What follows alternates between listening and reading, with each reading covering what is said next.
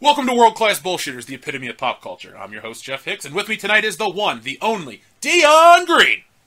Baby, oh my gosh, guys, I was so excited. I went and saw Wonder Woman and... Calm your tits, Kimosabi. We will talk about that in a second, because you okay. and I haven't got a chance to we haven't talked in an entire, week. I know. So I'm very excited to discuss this with you, of all people, because you're my comic book movie buddy, now that you know. Yeah. And now that we're in this DC universe, I'm just excited for you to preach to us.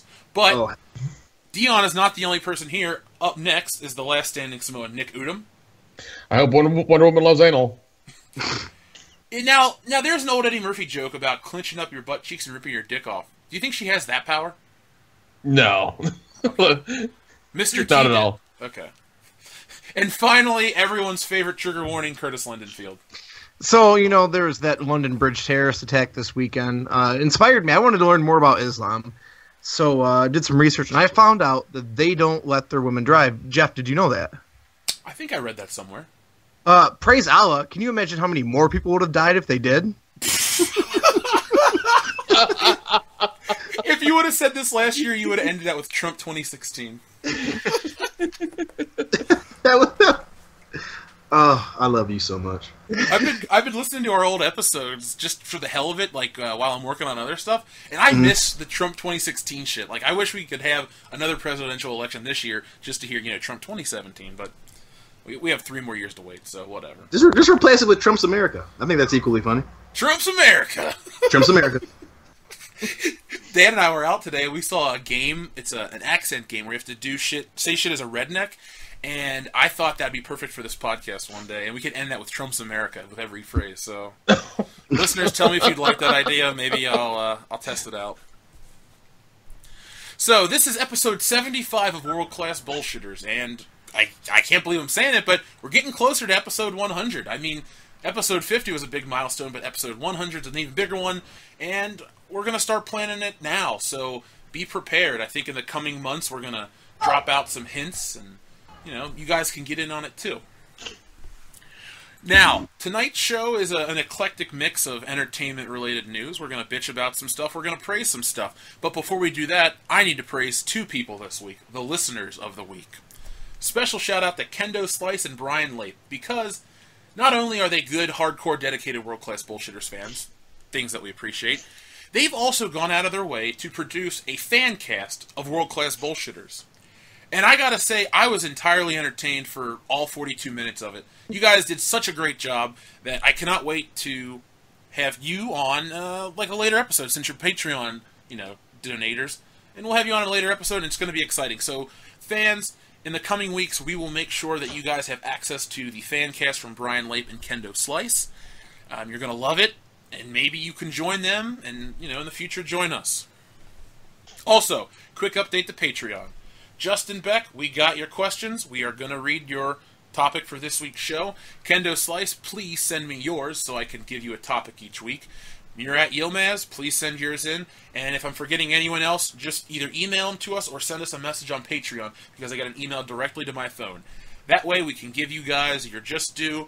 And to let you know, I'm looking into printing t-shirts off-site for a better price so I can produce, a better quality shirt for you guys. But if it doesn't work out, either way, you're going to get your shirt from us and everything else you were promised. Again, thank you for the support, and World Class Bullshitters greatly appreciates it.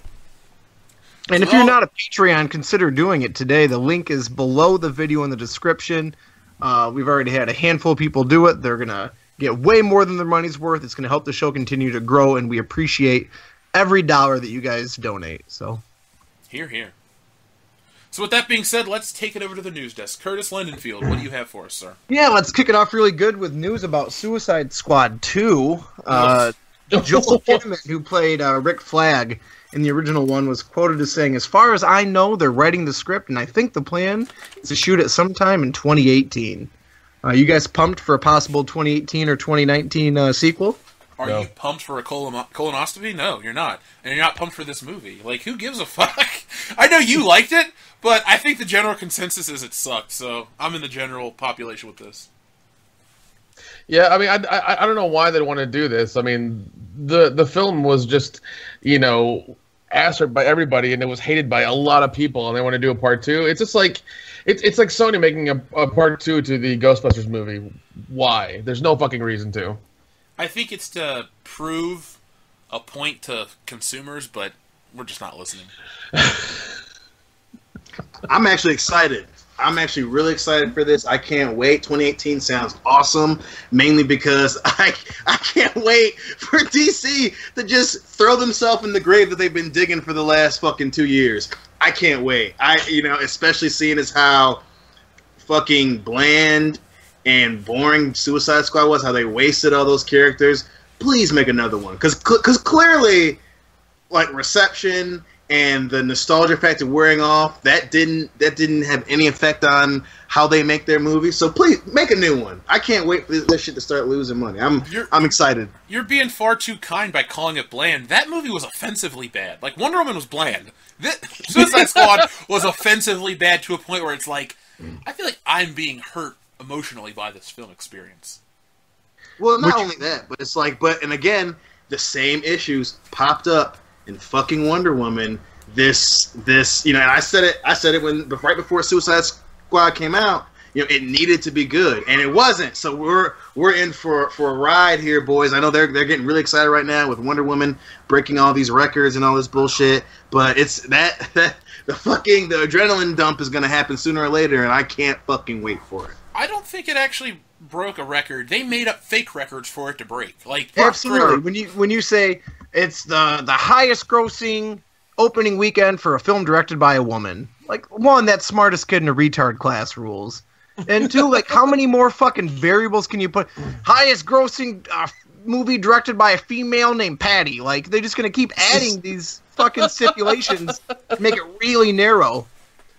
So it's just the class participation mentality that we're living in right now. It's like, hey, you did something, here's your award. Like, whatever. But the thing is that even with the DC movies, it's the lowest opening weekend of the DC movies.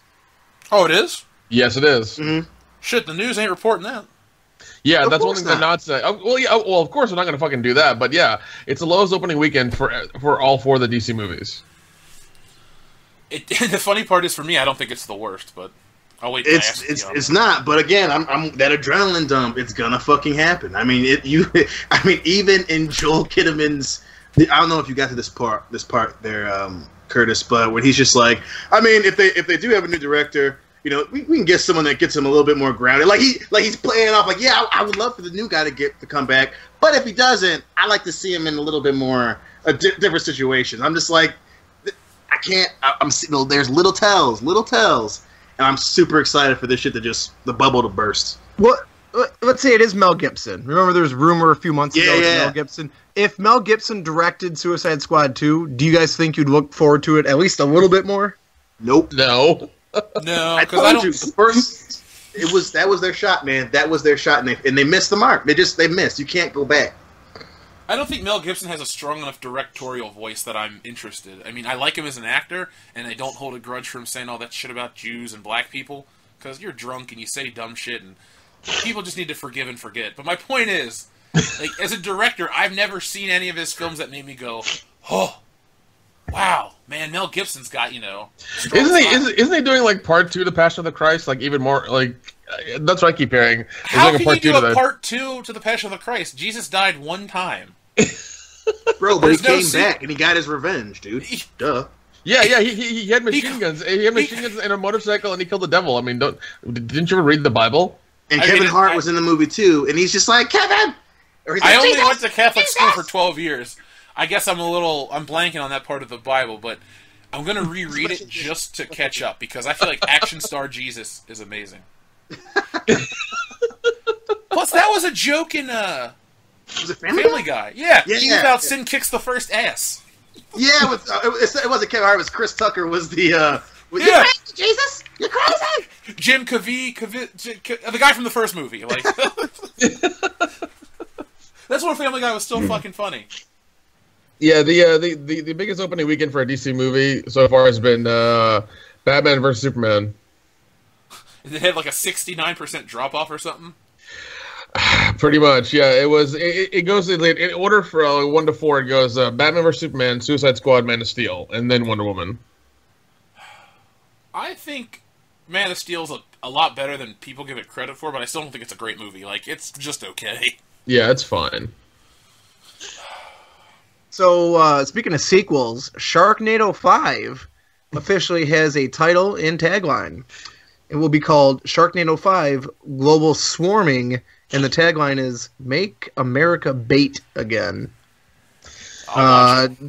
People included in this film are going to be Tony Hawk, Olivia Newton-John, Fabio, Clay Aiken, Brett Michaels, Gilbert Godfrey, Margaret Cho, Al Roker, Kathy Lee Gifford, Hoda Kotb, a bunch of people I don't give a shit about, and Dan Fogler.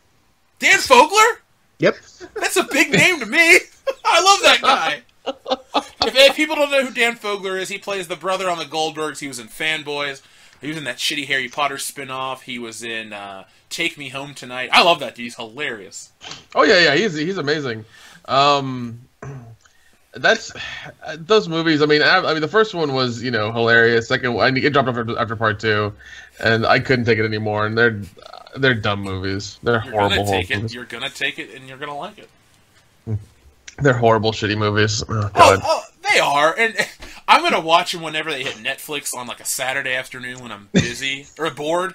Like, bored. Yeah, it's like, I gotta wait 2 hours till we do a drunk commentary. I'm gonna put on Sharknado 5 and not pay attention to it. Yeah, that's probably the best way to watch it. Just not to watch it at all. It's the kind of movie that if you're like banging a chick that you're into each other but not enough to make it romantic, you could put that on in the background, go through the motions, blow a load, and laugh. That's my marriage in a nutshell. Anything that makes you want to blow a nut, it's fucking pilled up Tara Reid. Oh, it just gets me so hard. Pilled up, wrinkled up, coked up Tara Reid. Dude, remember when her titty popped out at the fucking award show? That's true, but I don't care how many sci-fi movies you make. There's nothing you can put in front of my face that makes me think any man who has his shit together, let alone the dude who did 90210, wants to get with Tara Reid today. Ian Ziering? I don't, even him. Like, homeboy's like, I need a check. I'll fuck Tara Reid. It's not believable to me, which is why I love those movies so much. So, like, the flying sharks and Kurt Angle and the Subway commercials and all that shit, that's believable. But the fact that Ian Ziering wants to sleep with a pilled-up Tara Reid, that's just, like, a little too far for you? That's where the verisimilitude dies? I would believe the entire cast of 90210 could fly to the moon and back by themselves on a Wednesday afternoon, more than I would believe anyone would be like, you know what? I'm going to put my dick in that. I'm okay. You never saw that episode where Tori Spelling was the pilot? You know what? I missed that one. Damn. That's a white people thing. Don't worry. Yeah. So M. Night Shyamalan was trying to bring back Tales from the Crypt, and it looks like some rights issues are preventing that, and the project's been dropped, and it's considered dead at this point. Jeff, you were a huge Tales of the Crypt fan. Would you have liked to have seen M. Night Shyamalan work with that show? Fuck yeah, man. It's because the thing is, it's not a remake or a reboot. What it is, it's a continuation. And I'm pretty open to continuations of anything that doesn't have like a finite ending. So, like, more Lethal Weapons or Die Hards or things like that, I'm more open to those than, like, a remake or a retelling because just keep it going. Tales from the Crypt, it's an anthology series. Some of them were adapted from comics, some of them weren't. You could just do anything and slap the Tales from the Crypt title on it. Anything. If M. Night Shyamalan made an anthology series, I would watch it happily because anthology shows are my favorite genre. I love the short storytelling, and then the next episode's completely unrelated to the previous one. That's what the Twilight Zone is. Yeah, well, I mean, even then, like, I think you and I are both a fan of the anthology movies as well. Oh, fuck with, yeah. like Tales of Halloween, Creep Show, things I enjoyed like that. VHS. VHS is good. VHS 1 and 2 are good. 3 is, I don't like that one.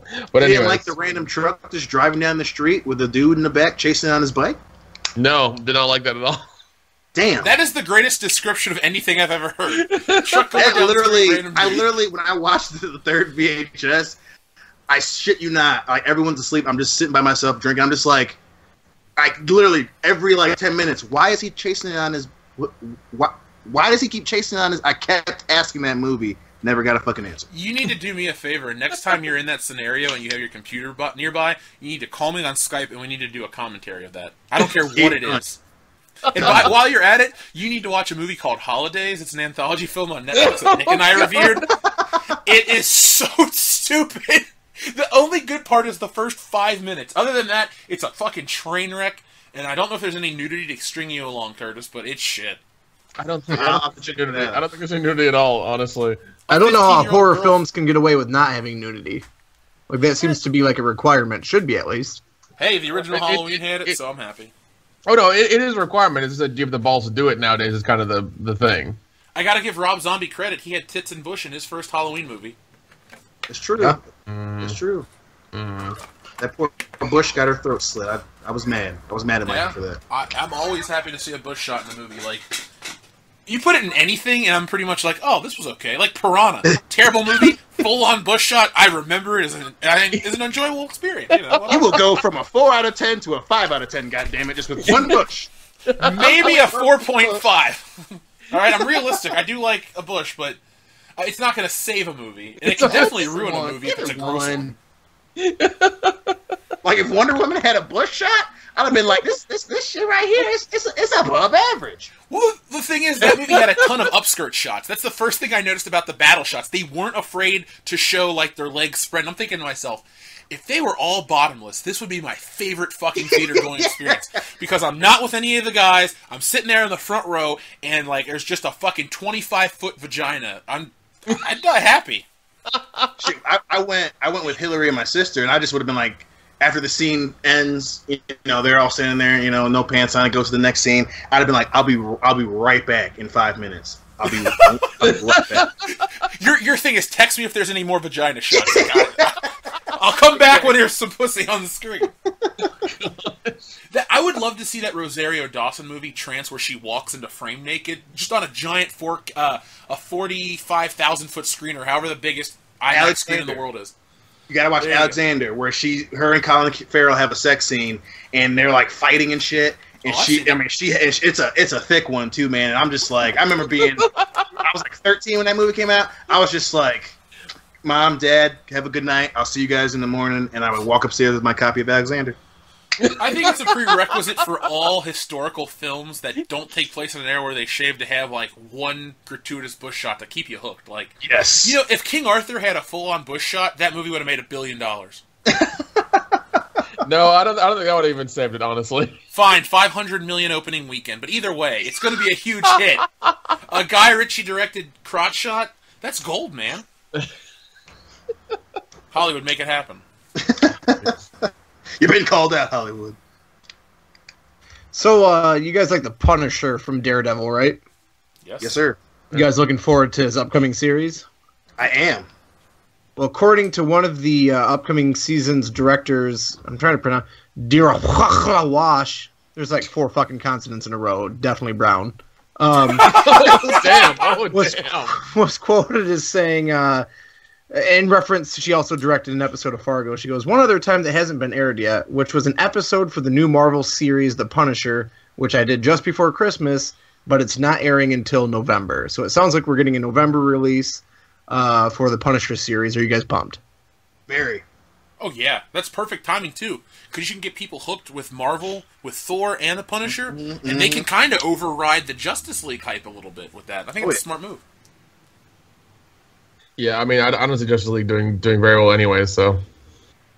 Well, I mean, it's Christmas. It's Thanksgiving and Christmas season essentially when that movie comes out. People don't have an infinite amount of money to spend, so I think they're going to focus on the holidays and shit that comes once a year. And I'll catch Justice League on DVD next year. Like, that's what's going to happen. Right. Yeah. It's not going to be the event of the season. And that'd be the end of the year, and that'd be the perfect time, especially after Defenders has been out. You know, you just fucking, when you have Thanksgiving off, just fucking barrel through all the shit on all of Marvel's properties on Netflix. Yeah, that would definitely put a little bit of a hamper in the Justice League for sure, because that's a month later. Like it's over Christmas weekend. No, Justice League is 2 weeks after Thor. Oh yeah. So maybe if Marvel, if Marvel wants Yeah. to play hardball, just put it out the Friday of the first day of Justice League, and be like, "Oh, Marvel, Marvel, Marvel on this Friday," and people will be like, "Oh my God, Marvel! I'm gonna binge watch this before Thanksgiving break or something." Yeah, why the fuck am I going to watch that video game trailer movie called Justice League? Fuck that. Did you see the post on the internet today about the Justice League action figures that they're having a big event for in August? Yeah. What? I just was like, yeah. The DC action figures, Marvel too. This isn't a Marvel DC thing, but modern action figures are kind of shitty. Oh yeah. Like, I don't know if any of you listeners out there collect action figures or buy anything, but it's a rough patch. I mean, the quality has dropped and the price has doubled, actually quadrupled. Oh, that's bullshit. You used to be able to get a quality action figure for $5, $5.99, $7.99 if you went to KB Toys. So now a minimum of $19.99. Yeah, I'm about to say, so everything's really shitty. It's about $20 now. A fucking Star Wars 3 3/4 inch figure before the Rogue One ones came out, but the Episode 7 ones were $12.99 by me, and they're shit toys. It's not even an opinion based on the film. The quality of the toys were just garbage. Curtis, you're a father. I know you've seen the 3 3/4 inch quality drop. Actually, yeah, I actually just bought my kids like 4 of them 2 days ago because the Black Series at my local Walmart, they're discounted right now for like $5.90. So I picked them up a bunch, and I don't know, they have a lot of points of articulation, but they seem pretty flimsy. Yeah, and anyone that goes like, "Oh, you're just older, or you're looking through a different lens," no, we're not. I don't want to try to make me sound even lamer than I do on most of the videos, but like when we were in college, we all bought action figures a lot of times together. Like we would go to the store and be like, "Oh, this one looks sweet, I'm going to pick it up." So we're talking 2009, 2010. This is not 1994 or something. So and it's weird. It all happened in like 2 years. Like from like 2012 on, the toys just got shitty. And it seems like the accessories are getting smaller. Like I remember, some of the old like '90s series or early 2000 ones. The blasters were decent size. The lightsabers had like mass to them. And I'm looking at my kids and I'm just like, they're just so thin and small. Like you just lose them so fucking easily. Yeah, I bought a Batman from NECA, and his grappling gun is like, if you breathe in the wrong way, you're going to inhale it. I lost the Batarang, and I don't even have any junk on my floor. It's like, oh. Wait, honestly, I think I just see it. Never mind, keep going. I'm not joking. Did one of the ants take it? Here, I'll send you guys a picture. I don't know, there's a Batarang toy on my floor. Anyway, keep going. Sorry, I didn't mean to get distracted, but I'm excited now. No worries. While we're on the subject of Batman, do you guys know who Josh Gad is? Yep. Yeah. He's the fat-looking queer from Beauty and the Beast. Yeah. He's also friends with your girl Daisy Ridley. He keeps fucking with her on set. He better not lay a finger on. I'll fucking kill him. I'll slice his fat ass open and drink the lard. But he's been teasing on social media that he's going to be the DCEU's new Penguin. Okay. He's too lovable. Not really. Yeah. He kind of is. I don't know if he's going to have the ability to be that evil, so it's going to be interesting to see if that's true or not. I guess I'm used to I don't know if it was 80s or 90s, the Batman with Danny DeVito as the Penguin. 90s. 92. We'll be talking about it during tonight's special feature. Sure. So, no, I'm used to, like, my Penguin being older than Batman and just grotesque. But this Penguin, if Josh Gad does play him, is going to be, like, 2 decades younger than Ben Affleck, and it's just going to be weird. Like, I want him to be old and crazy, not just young and gay. Young and gay. New soap opera on Bravo. I'm with the age thing 100% and the gay part. Penguin's not a gay dude. I always like the episodes where the Penguin kind of falls for a woman out of his league and then gets shit on. You kind of feel for him, and then he gets even more angry, and you're like, "Aw, he's a bad guy, but I have sympathy for him." Those are the best type of villains. Like even Darth Vader, who's like the best bad guy ever, you feel sorry for him after a certain point.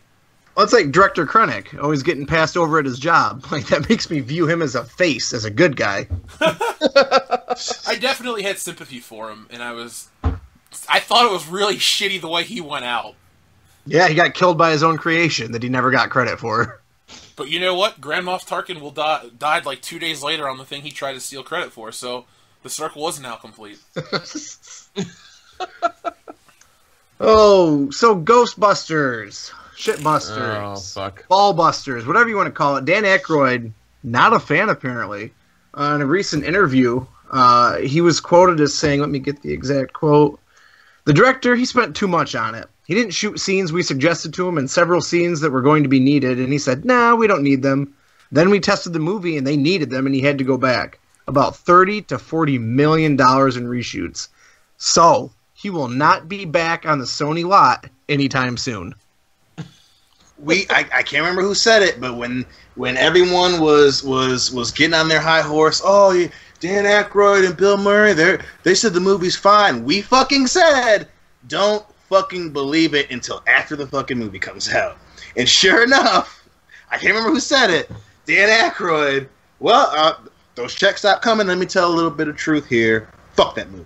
Yeah, exactly. Well, I think it's a sign of a bigger problem. And Dion, you and I are going to make a special series of videos about this. Don't trust any kind of critics or any kind of critical praise from people that have a financial gain in, praising a film, because you're never going to get, the truth. Well, the truth's subjective, but my point is you're never going to get an honest opinion. Like with Collider and all these other bullshit channels, it's like, well, we get inside information. If we shit on their biggest movie of the year and turn people away, they're not going to help us out, blah, blah, blah. Dan Aykroyd last year was going on about how great Ghostbusters is, the new one. Fuck you, Dan Aykroyd. I'll never buy your vodka. You are fake. Yeah, and I mean, I think what it is that since, it did so badly, nobody won, and it's pretty much buried, I think it really pissed him off because there's not going to be any more room for any more Ghostbusters stuff now. Nope. And it really, when him and Bill Murray and these guys should have done part 3 fucking 10, 15 years ago, and they had the chance. But Bill Murray was like, no, the script's not good enough. It's not good enough. It's like, fuck you. Just do it. Just goddamn do it. What was Bill Murray doing? Making Lost in Translation? Like, whatever. He wasn't doing anything good. He was doing a lot of art house bullshit. I mean, the only thing that he's done, like, in the last few years that I thought was funny was Zombieland. And that was a cameo. I agree 100% with that. Everything else has been like these really heavy dramas or these kind of history movies, things here and there. But like, it's like you had a chance, and then what? Harold Ramis, kicked the bucket, and then you were fucked. So. Yeah, I mean, the ultimate send off for Ghostbusters to me was that video game that came out in 2009. I love that video game. I really do love it. Phenomenal. I might download it on my PS4 if I can find it. But no, I love that game. Listeners, go watch all the cutscenes if you have to. Oh, God, free. please go watch the cutscenes. Which one was Harold Ramis? Egon, the one with the big hair and glasses. Yeah. Okay, so it wasn't the black guy? No, that's Ernie Hudson. His ass is still around. I met him. I'm used to them dying first when it comes to movies, so... Well, Ghostbusters isn't strictly horror, so that's why he gets to, make it past the first act. Yeah. Yeah. So while we're on the subject of Sony, they recently decided that on their digital platforms, they're going to offer clean versions of the movies when you buy it. So you have the option to listen to the original, usually R-rated cut, or a clean version that's fit for the whole family. I'm going to go ahead and say that's retarded. If you're going to watch a movie, watch the actual fucking thing. And why are you watching an R-rated film with your family anyway? Like... I don't know. This was the piece of news I was going to bring up that pissed me off. This is ridiculous. And if you read closely in their little press release, they talk about censoring the Spider-Man trilogy. Yeah. What is there to cut out of the Spider-Man trilogy? Yeah, how are you censoring that? There's no Mary Jane Bush shot, and the movie's still great. Like, what is there to take out? The blood at the end of the first fucking movie when he gets blown up a little bit? Like... If anything, if you need to spend money on those old movies, touch up some of the CGI and re-release it. I'll pay $20 again. Oh, man. I mean, yeah, it's all. I think it's all just a move for them because they failed so fucking hard. So they're just like, well, we need to do something to make money. Clean versions, and I'm sure they have to pay you. They're gonna make you pay like quite a bit extra for those. Well, it says they're free. Jesus. That could always change in the future, but you get some people that go, well, they're free. You don't have to watch them. Why does it matter? It matters huge because entertainment and art, they aren't mutually exclusive. And so when you start censoring entertainment, you might as well censor art, and that's just disgusting. That's disgusting. Don't let it make the fucking vulgar version in the first place if you're embarrassed of it or you don't think enough people are going to watch it. Like, don't take something and butcher it. That just doesn't make sense to me. Yeah, make the PG-13 version of it so you can make more fucking money and, make a shitty ass movie. Go ahead and do that. That's fine. Well, the thing is with Sony is their biggest hits of the last 10 years are all R-rated films, Step Brothers, 21 Jump Street, Sausage Party. Those films all made well over $100 million, I think, domestically alone. And they're all hard R films. They're all funny as shit, too. I like how Seth Rogen called him out and said it's stupid. Yep, that's the one cool thing he's done since Superbad. Oh, since Superbad? He was in Sausage Party as well. I'm just saying. I haven't seen it. My kid keeps wanting to watch it, and because his little fucking trailer park friend at school always talks. Mind you, these kids are 6, and this little fucking kid that says his dad gives him beer and shit keeps talking about it, putting that shit in my kid's head. So maybe I could use a clean version so we could watch it together. I don't think you could literally that would not break have the whole clean movie. Like, that would break the entire movie. Just opening like- credits, it'd be end like- credits, end. Not at even the end of the movie, they would just like all freak out and then just go to something else. Like there'd be chunks of that movie gone. Your As with- kid, I don't even think could understand this movie. Like, I don't care how smart a 6-year-old is. I don't think they understand about double anal penetration. Yeah. Or That's what that movie is all about. Like a literal douche walking around sucking off other products. Like that part's gonna be gone. That character's gone. Yeah. Well, Freddy Got Fingered came out about 16 years ago, and it's a pretty hard R film. And on the DVD release, there is a PG-13... No, sorry, there is a PG version of Freddy Got Fingered on the actual DVD. And it's 2 minutes long, and that's pretty much what Sausage Party would be. Just straight up a 2-minute cut. It's like narrated by Tom Green. Like, this is Gordy. Gordy wants to be an animator. He goes out to live his dreams. He ran into this. This is his girlfriend. She's in a wheelchair. The end. Just like stuff like that. Oh God. Do any of you guys like Assassin's Creed? Hell no. Yeah. Nope. Not since the First one was cool. But... Okay, well, I don't really give a shit either, but I'm sure some people out there do. Assassin's Creed's 2017 game, the name and the setting have been leaked by Target's pre-order passes or whatever, and it's going to be Assassin's Creed Origins, and it's going to take place in Egypt at the end. Cool. I know if Phil was here, he would act like it sounds like a great idea, but no. It sounds terrible. Yeah. Moving on. Pokemon Gold and Silver, my personal favorite entries in the franchise, are coming to the 3DS through the Virtual Console. Do you guys have any good memories of the Pokemon games, or am I the only loser here? No, I played Red before. I loved Red. I think Hillary got Fire Red or whatever the other one was. Those are the only ones that I played. I think I wanted to play Emerald, but no, I remember having my Game Boy and losing my shit and being absolutely entranced by it. I'm not going to play it, but for all the Pokemon fans out there, more power to you.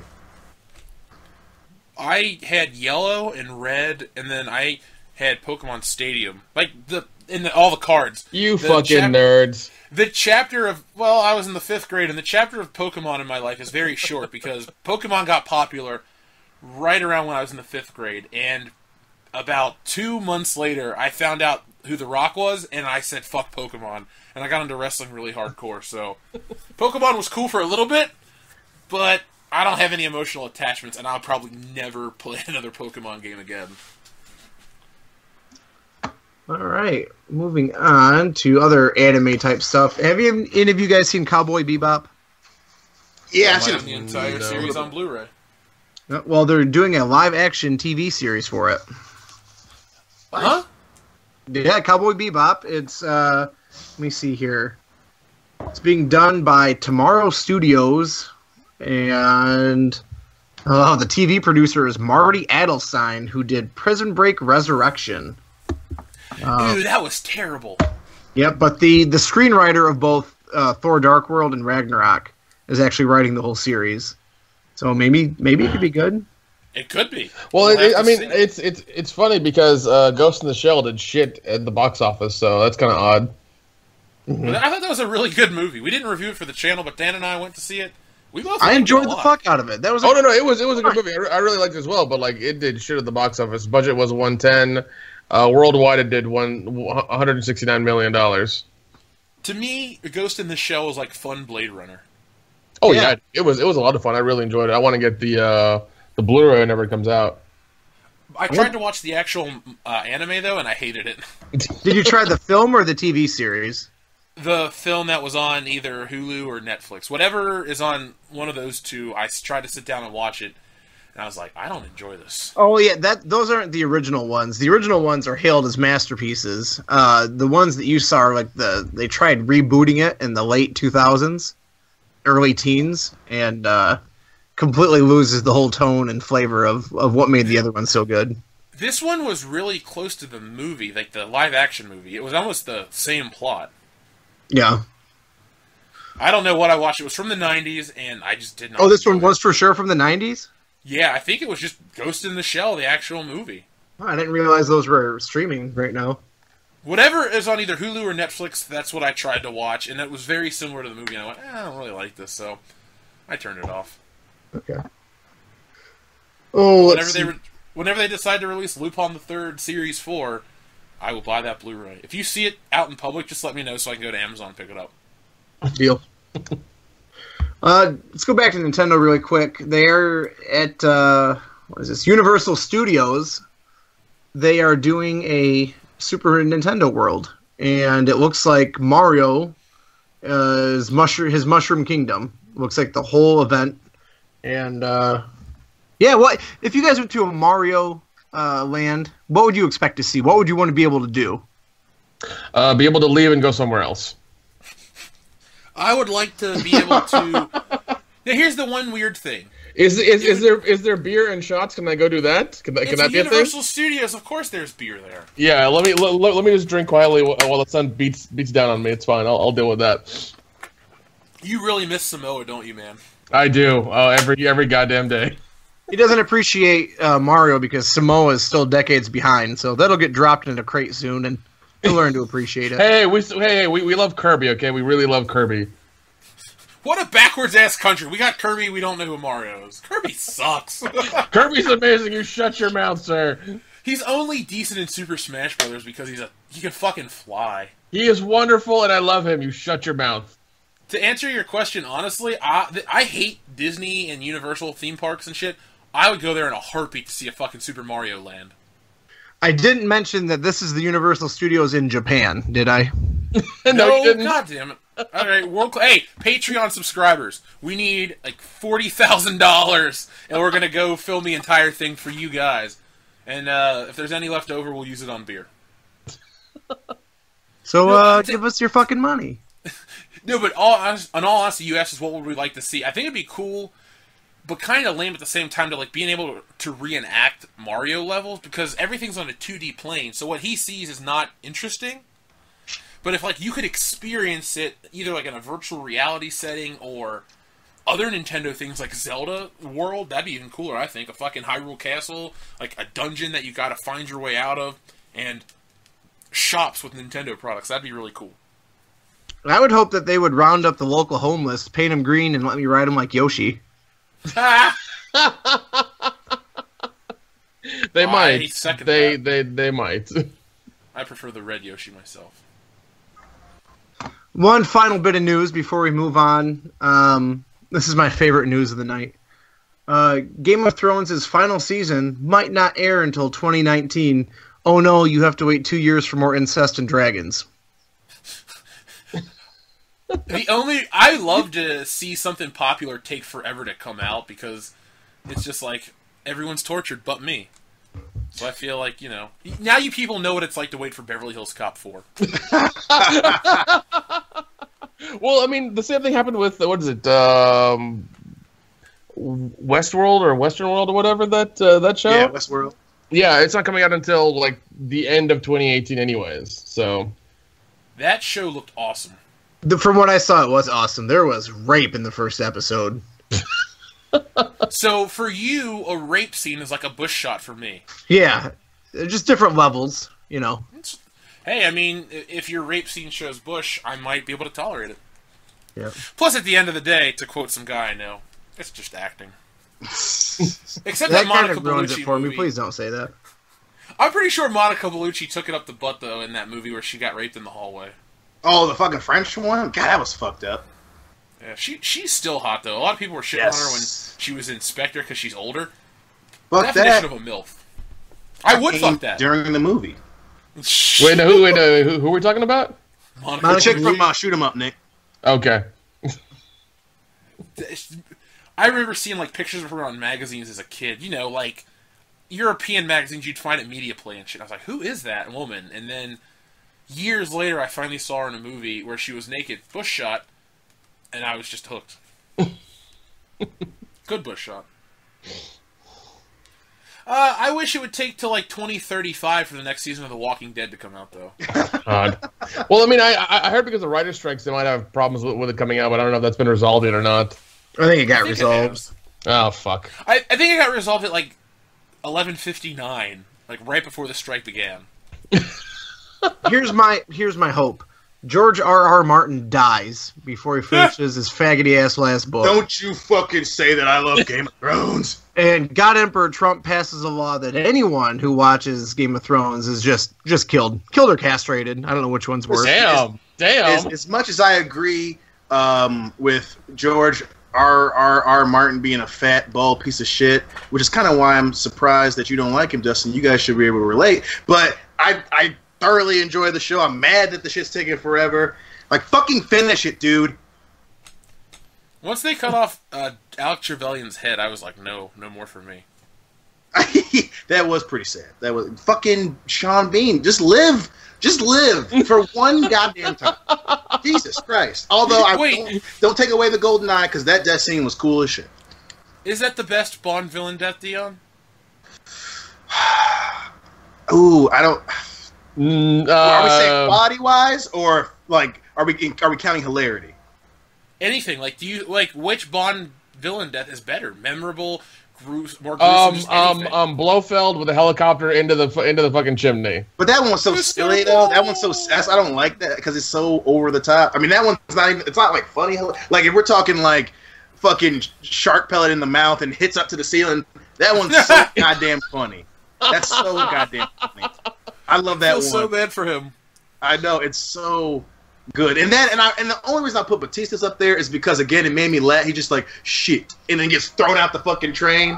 That one, the timing on that one is really good. I will make you $1 bet he's not dead and he comes back in the next one. I hope he pulls the Jaws and comes back in the next one, please. I was just about to say he's this generation's Jaws. As a Bond fan, that would be amazing if he was like that I would love that. There hasn't been a quality James Bond henchman since Xenia Onatopp. And Agreed. I know there's Mr. Stamper in Tomorrow Never Dies, and he's cool, but Hinks was like on the level of Odd Job and Jaws. He was that good. I think Spectre's that good. It's not the best Bond movie, but Daniel Craig is finally playing James Bond. He's not some emotionally distraught child that's looking for Judi Dench's approval. That bitch is dead. He was able to move on. And it's here's the thing, we'll talk about later in another video I'm sure we'll make in years to come. But in Skyfall, when he said Bond, James Bond, I got excited to hear the most basic part of a James Bond movie. That goes to show you how far they've fucking fallen. Oh man, any idea what's when the next one's gonna come out? I heard Barbara Broccoli is pushing it back. I made fun of her on some Facebook page, and everyone started defending her. Oh, she's an icon in this industry. You need to respect her vision, blah, blah, blah. I said, that woman inherited from her dad, who made all the classic James Bond movie moments happen. Hell, to be even more fair, there was another guy involved up and through the mount the Golden Gun. So Harry Saltzman helped create that cinematic Bond, too. This woman and her stupid stepbrother have not really created anything great for James Bond. GoldenEye was the last great James Bond film. If anything, James Bond has become neutered. And I could write a whole essay on why the SJW influence of James Bond has been felt since Daniel Craig took over. But that's not this podcast. So is that all we got for news tonight? I think so. All right. Well, I got a new segment tonight, one of two actually, so remember episode 75 of the historic landmark for the World Class Bullshitters podcast. It's a segment called This Really Pisses Me Off. And we might do this weekly if you guys like it and if we can come up with something each week. So basically, what we're going to do is we're going to bring you a topic and tell you why it pisses us off. And then we're going to discuss it, and then the next guy's going to go. So, does anyone want to go first? Do you want me to go first? Or I'll go first. All right, Nick, what pisses you off this week? What pisses me off this week is that the FCC, the head of the FCC, the new guy, is trying to do away with net neutrality, which means making the internet neutral for everybody, which means that world-class bullshitters has the exact same advantage as Amazon.com for everybody to find. But in his mind, to make it better for everybody, there should be some fucking tier system for all the ISPs to let you pay like, you know, a cable subscription to look at certain sites. And I don't fucking understand why you need to do that, because you're stopping progress, you're stopping innovation, you're stopping businesses from making money and, you know, making themselves better. If you have a neutral internet, a neutral playing field for everybody, you know, you will have growth, you'll have competition, and competition, you know, leads to better stuff and cheaper prices and all kinds of things like that. But to do away with it is dumb, is fucking retarded. I think it's just a way to control the masses. Yeah, and I mean, and every time it comes up, it seems like everybody gets together and just says, fuck you to the FCC, you know? And I mean, I thought we had this problem fixed last time with SOPA and it being categorized as a utility and stuff like that, but that didn't happen, so. It's the worst idea possible, I think, because, like you said, it stops growth. The way the internet is now, everyone has access to information instantly. Everyone has an e-commerce shop that they can create. Everyone has access to the world. You shouldn't have to. You should just pay your service fee each month. Imagine, you know, having the internet the way you buy cable. Like everybody's at least seen or had a basic cable package in their life, and then you've had like the crazy awesome, like, you know, 200 channel fucking DVR at every room package or whatever. Like, you know what that is as well. That's my Aunt Pat's package. Yeah, so she has imagine that every time. So imagine that difference in your internet. Well, the thing is, I don't know why they can't get off, because look, they already have different throttle speeds. You know, so like I don't have my lowest tier. I have like the second or third tier of my internet. We have a broadband provider here in town. Brian Late probably knows what I have, but it's fine. I like my internet the way it is. If all of a sudden I have to pay $1 a month to access YouTube at, you know, better speeds or something, I'm just not going to use the services. Like, you know what I'm saying? Yeah, all it's going to do for them is I'm just not going to give them money, and I'll go back to reading books or something of that like. Yeah, and I mean it's, and I mean then you have, you know, the spread of information or anything that is throttled as well, because people don't know what's going on or they can't get information quickly enough or in a timely fashion to where, you know, they need to know things, and it could screw it's just a bad idea. It's a really bad fucking idea. To jump on what you just said about people having information, so the London Bridge thing just happened this week, right? Correct. I was actually talking. I got a friend who happens to be really hot, but she lives in England, in London, and she told me about this shit before any of our news outlets. She actually sent me photos from the British news, and she was telling me stuff. And they're spinning it way different here in America. And what pisses me off the most is that stupid fucking the Prime Minister of England. I don't know, or I guess it would be England or the whole UK. I don't know her name off. Theresa May. She's blaming that on the internet, and they're trying to censor the internet now. Like, it's not about radical religious people. They're getting really pissed off about people posting stuff to the internet of, like, it's dumb too. It's like, you know, I understand not posting names and pictures, that's fine, of suspects and stuff, that's fine, but like posting of like just not even of like, you know, people being injured or dead. It's just posting stuff of like things they found there, like evidence or whatever, and pictures like that. It's like, that's not really going to affect anything because you already have the evidence in hand, or you've taken pictures of it already, and they've just leaked or whatever. It's so they can keep controlling the narrative. Like, I'm going to go conspiracy theory for a second. Okay. If the internet and social media and smartphones would have been in existence in 2001 with 9/11, the 9/11 story would be completely different. Because there's already, 20 different stories opposed to the original one, or the official one, I should say. So if you have evidence to back all this up, you know, you can actually question it instead of sounding like a tinfoil hat wearing, you know, guy. Yeah. So I think that's their ultimate goal, is so they can control the spin of it. It's like, oh, this terrible thing happened. Well, and whatever happened. Well, no, 17 people pulled out their phone, uploaded it to YouTube. 1 billion people collectively have seen the clips. Like, you can't spin anything anymore. The power's in the people's hands. I think that's where this whole thing with net neutrality comes into too, because anybody can become the elite with the internet. Oh yeah, I mean, there's so many ads. You can basically upload straight from your phone to YouTube if you want to anything, to Facebook, to Twitter, to Instagram. I mean, it's dumb, like what you can do with it. I don't think, honestly, they'll be able to pull it off because Amazon and big companies, people that have a lot of like giant companies are going to like go black on July 12th. They're just going to turn off the entire service. And you're talking about Amazon turning off Amazon.com for 24 hours? Holy shit. Amazon will go through with it. They're going to lose way too much money. I'll tell you this, listeners. If all these other websites are going black on July 12th, make sure you head over to incarnate-studios.com, pick up a goddamn t-shirt. We're open 24 hours. Yeah. Jeff will be selling plain black t-shirts for the protests. I am. I'm starting right now. Go to the Incarnate site. It'll just say #protest on it. It'll be there. If you really want it, just let me know. I'll make it. No. It'll just be a black shirt in protest of the July 12th blackout. There you go. It's gonna be $20, and in varying sizes. Do you think the real reason all these sites are gonna go black is because they have daddy issues? Yes, I do. That really works out for me. That's actually a thing in society because I'm dark enough to be considered a black dude, but I'm me enough to be a white dude. So I can got married. I can play that card, and it works because they'll think I'm exciting, and then the family will meet me, and they'll go like, "Oh, he's just a nice, normal guy." Yeah, his name's Jeff. He's quite light, and we like him.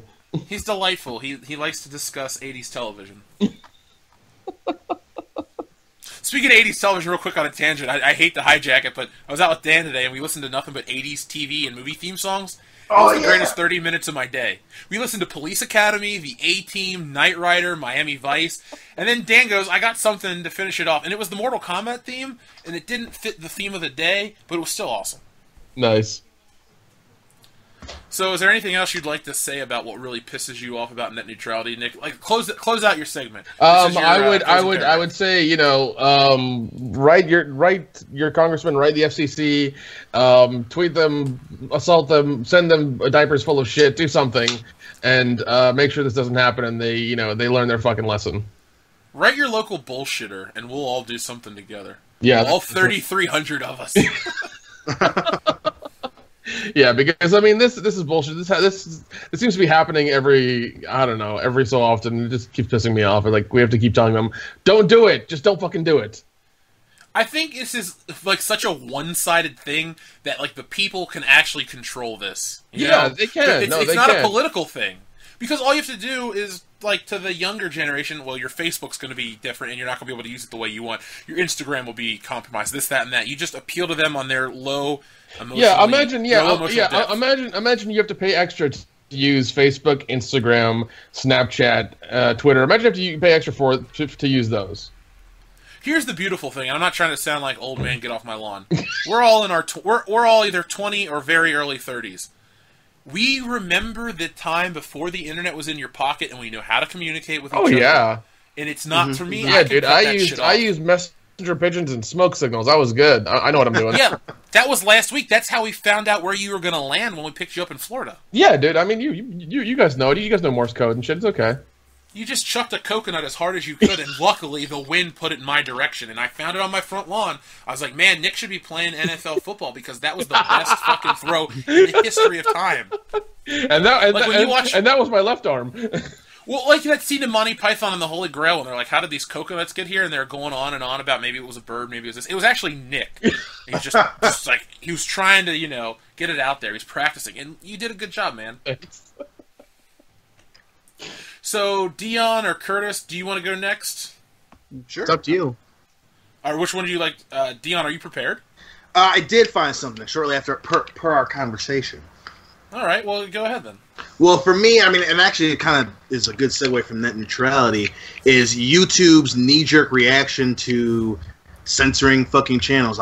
Obviously, kind of in the news right now as far as a lot of big YouTube channels are having issues with this new algorithm that YouTube put out that's taking away subscribers and essentially dampening their ability to make money off their channels. The big one for me was, even though I'm not a huge fan of What Culture Wrestling, I mainly watch their channel for lists and shit. But recently they had basically their own promotion. They were putting free shows, free pay-per-views, if you will, on YouTube. And with this new direction that YouTube's going in, they're aggressively going after things labeled as hate speech. And in that new direction, wrestling is considered hate speech. So they had a different channel that was putting on this wrestling show, and no one can watch it because it's being marked as something that's one more knee-jerk reaction from YouTube. And the thing that pisses me off about it is all this bullshit on YouTube they're fine with, but all this other stuff got blown out of proportion. Even so, people apparently using hate speech in that situation. If you don't know anything about it, yeah, it comes off as that. But if you actually research what actually happened, it wasn't someone spouting bullshit, particularly the PewDiePie thing. But right now, and before, admittedly, I was kind of like, thumbing my nose at the big YouTubers, like, you guys didn't see this shit coming. After getting bought up by YouTube and them going after advertisers. But after wrestling is being marked as hate speech now, it really pissed me off, and especially for YouTube. That's just them again trying to fucking appease all these motherfuckers who don't even watch the shit to know enough about it, and it really is pissing me off. Their reach has affected us now, right? Oh yeah. What? YouTube considers my Roger Moore tribute video hate speech and unadvertiser friendly. So all monetization was removed on a 4-minute video where I go on about how great Roger Moore's life was. That's oh my god. That is, yeah, and that video got 10,000 views in like a week, and all of a sudden, it's now at a snail's pace. So fuck you, YouTube. Like, seriously, we've put out dumber content. I made the most genuine, pure thing ever, just a tribute to 007, and that's not advertiser friendly. Is there any way? It's the death. I don't know what it is. I've disputed it twice. God, that's idiotic. And I mean it. Yeah, and I mean I keep hearing. I've heard this every couple of weeks now for the past year. It seems like they're going downhill, and they're wanting to just close the noose tighter and tighter and tighter to, just things that are advertiser friendly, and that's very PG-13 stuff that they're going to want on their channel, and they're going to restrict a lot of it. I mean, I just fucking hate it. I really do. It's dumb. Well, there's one thing that I don't think any of these advertisers do anymore, and this is something I really remember from being a kid. If you want to market to a kid the right way to get them hooked on your product, treat them like they're older. Because yes. In school, they have to follow a certain code. Their parents treat them a certain way. But if the thing they are watching treats them like the thing they want to be, they're going to get hooked. Like wrestling, when we were kids, it was hardcore badass shit. It was men being men and talking shit and settling their disputes in the ring. And you thought everyone wanted to kick each other's asses. Now everyone's hugging it out and all this other dumb shit. Well, yeah, and now it's just I'm really pissed off at you. I'll see you at the pay-per-view. You got to pay $60 for. Dude, we're not going to go into wrestling, but wrestling is probably the worst it's ever been right now. It's unwatchable. And for me, the guy that sunk tens of thousands of dollars into WrestleMania tickets, I can't do it anymore. I'm going to go to WrestleMania, but I can't watch Raw and SmackDown. Yeah. But Dion, to jump on your thing, I don't like What Culture either, but I don't think they need to be censored. Now, right. I don't know if you read about it, but their strike was removed. Their what? Their strike against their channel was removed. Oh, I didn't hear that. No, I was gonna go through their videos. So they won their dispute, so good for them. But I still think it's bullshit, because pro wrestling is not hate speech. Okay, I know people hate to hear this, but wrestling's fake. It's two actors saying shit to each other that are going to back it up in the ring in a scripted manner where they're going to protect each other so they can work another day. Wrestling is not this bad thing. It's an awesome thing, actually. When wrestling is good, it can be the greatest entertainment in the world because it can bring people together. With the exception of Nick, wrestling has brought the three of us together. Seriously. And it's also, every other bullshitter on this channel is my friend through wrestling, and that's not an exaggeration. I met Dan at a B-Dubs, we were watching wrestling. I met Phil at a B-Dubs, we were watching wrestling. I met Joel at a B-Dubs, we were watching wrestling. And Loudy, I met at high school through wrestling. So, I mean, think of that. Without wrestling the way it is, world-class bullshitters wouldn't be the way it is. Because the other thing I'm sorry, go ahead. Oh, I was going to say, this podcast is a direct creation of our friendship, which was based off wrestling. But not only that, the thing that pisses me off about it, and it's the same shit that pissed me off about Ghostbusters. It's the same shit that pissed me off about all that fake fury coming out of Wonder Woman fans, all that bullshit. You know, they're not doing it because they're trying to make YouTube better. They're not doing it because they're trying to make it a safer place for young children to learn and grow. And they're sure as shit not doing it to have a better name brand. They're doing it to get advertiser money. Like that's the reason they're doing that.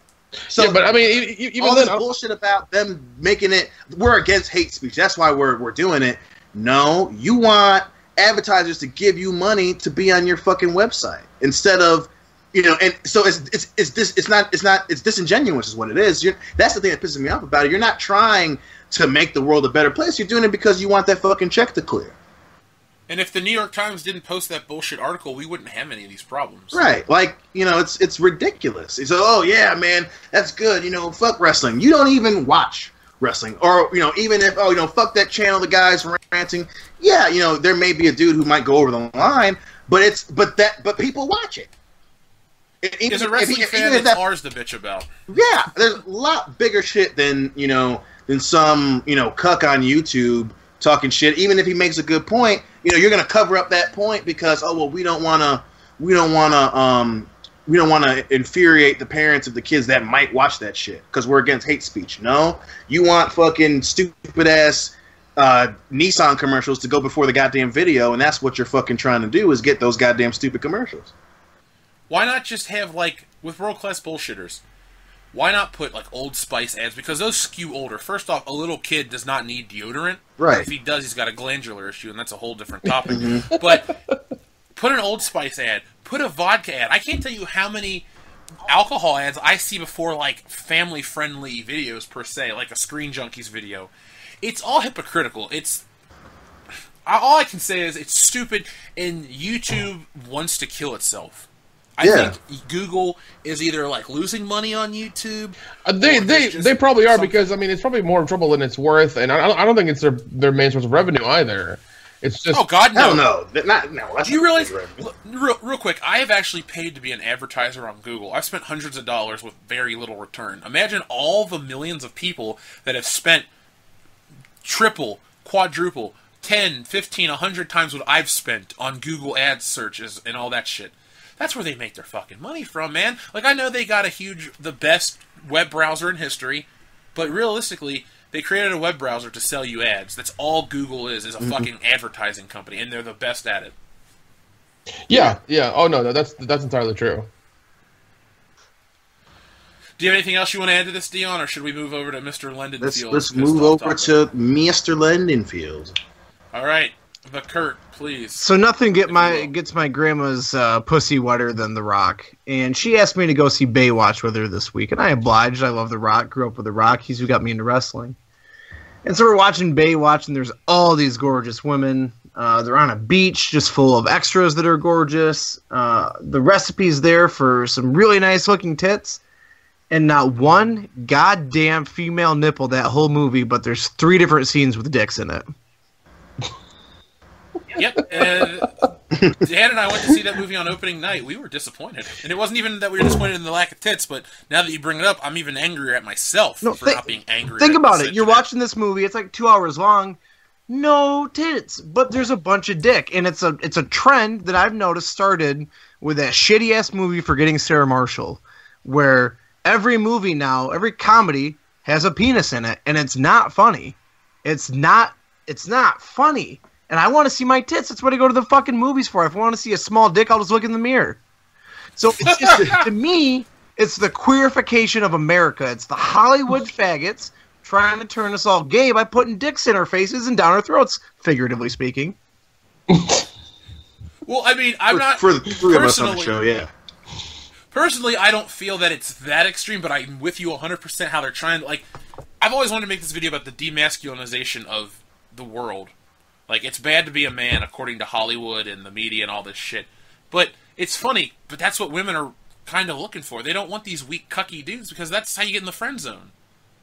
And it's funny that these movies portray that shit. I thought, to jump on the Baywatch thing, the relationship between CJ and, what's his name, Randy, the fat guy with the hairy nipples, that was the most unrealistic part of that whole fucking movie. Yeah, but people got exploded by fireworks and shit like that, but no, truly, and piece of ass going for the fat guy doesn't make sense.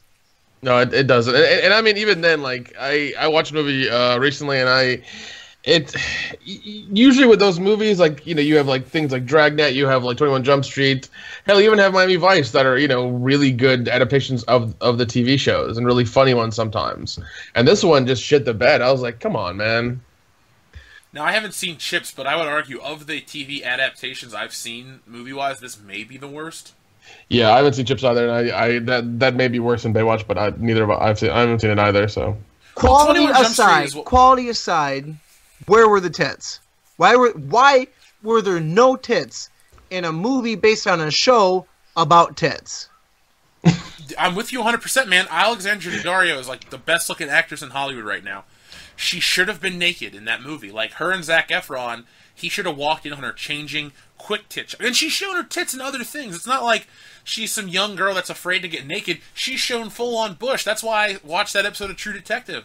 I'm sure it was a great show, but I was watching for her. My point is, she's shown it before. Show it again. It's already a hard R rating. Like, as long as it wasn't The Rock's dick, I could sit through it and tolerate it. Like, if there's ever a movie that they're like, oh, The Rock shows his dick, I will not see that movie ever. That would just that would break the bank for me. Do they have IMAX screens big enough to capture it? I don't know, but I'm sure it's anyone who wants to see it has the same dream of the 46,000-foot vagina I'd like to see on the world's biggest IMAX screen. Good for you people, bad for the Jeff. So I'm just gonna close out with a really clever rhyme about Baywatch. Baywatch? More like Homo Watch.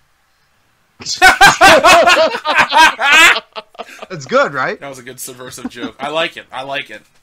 If people don't get that joke, sorry, you missed out on a good joke. So, speaking of missing out, here's what I'm pissed off about. The hypocrisy of Hollywood, which is nothing new on this channel.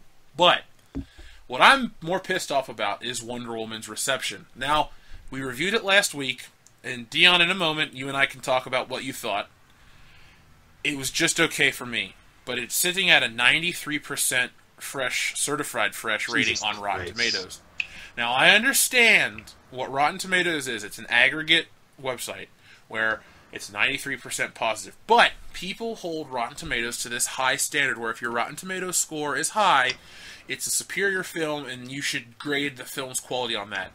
And this pisses me off because I pulled up a list of other superhero films that have a lower rating than Wonder Woman, and I don't think Wonder Woman's better than any of these films. So if you'll indulge me, I'm going to read you off a list of a few films that have a lower critical score on Rotten Tomatoes that I personally consider superior, and I'm sure you guys will agree with me. Consider yourself indulged.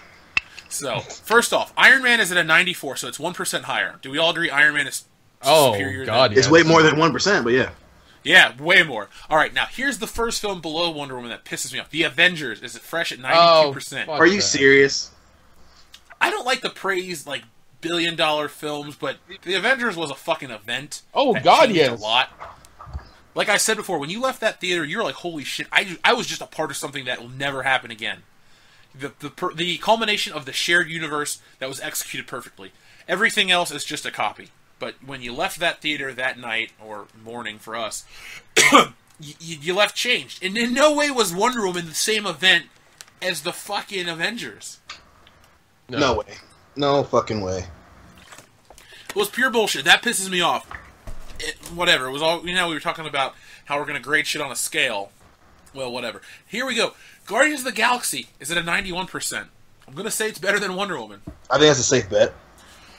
Now, the next three are going to really piss you off. So, this film is considered 3% inferior to Wonder Woman. Captain America Civil War. What? Are you Damn serious? That sits at a 90. Nick, even though you're not a big comic book movie fan, even you could admit that was an entertaining film. Yeah. I did the review with you on Wonder Woman. I was like, this is bullshit. This is, god damn it. All right, here we go next. Doctor Strange is at a 90%. I would say Doctor Strange is superior. Doctor Strange is way the fuck more entertaining and interesting than Wonder Woman. Shit, I'd say Doctor Strange is better than Guardians of the Galaxy, but, you know, I don't want to rile up the Marvel fans, so we'll get into that another day. Now, here's one that's pure bullshit that is better than every movie I think I've listed. Captain America: The Winter Soldier. Oh, fuck. It sits at an 89%. Get the that fuck movie outta here. is a game changer. That's bullshit. That movie's so good, I think I'm going to watch it after the podcast when I'm editing the show. Now, Guardians of the Galaxy is at 81%. The Guardians of the Galaxy 2, excuse me. I think that film's better than Wonder Woman. I agree. Ant-Man is at an 81%. What? I think that's better than my God. Wonder Woman. The first Avenger, which is the same movie as Wonder Woman, but with a man instead of a woman, is at 80%. Better than Wonder Woman. Oh, Well, also, I'm pretty sure they changed Wonder Woman to be in World War I instead of World War II because they're going to blatantly copy Captain America. Yep. Now, I would like... Now, this could be the first Marvel-DC crossover. That would be cool. Wonder Woman fights in World War II, runs into Captain America, they look at each other, they look at the screen, the movie ends. That would be a cool movie for me. That ain't gonna... Now we're getting into some... Now we're getting into debatable territory. Iron Man 3. Is it better than Wonder Woman? I'd say yes. Oh, yeah. Iron Man 3 sits at a 79%. Wow. Thor. I'd say Thor is better than Oh, Wonder yeah, Woman. the That's first- As far as an 77%. introduction movie, oh, it's definitely, specifically introductionarily wise, yes, it's way better. Age of Ultron sits at a 75%. But Wonder Woman's at a 93? No, I don't even like Age of Ultron. We'll see. I man. just looked up Wonder Woman right now, and it's at 92 right now. It's at 92 right now. Okay. Because here we go. With that rating, when I looked this up, Wonder Woman was the same category as Spider-Man 2. If you don't like Spider-Man, that's fine, but Spider-Man 2 is the perfect adaptation of my favorite character. And 93 is amazing. Like, that's an A from where I came from. That's an A in school. Wonder Woman's not better than that movie. Wonder Woman's not better than the first Spider-Man movie that sits at an 89%. Wonder Woman is not better than any X-Men movie, and I'm including the fucking X-Men First Class and all that shit that I'm not a big fan of. Honestly, Wonder Woman is only where it is because it's directed and starring a woman. Like, Gal Gadot did a good job, and she was sexy, and I liked the film. Like, I thoroughly enjoyed it. 6 out of 10. I'm not going to go any higher because there are a lot of problems, but come on, man. Like, what the fuck? Like, this is just like participation awards right now for Hollywood.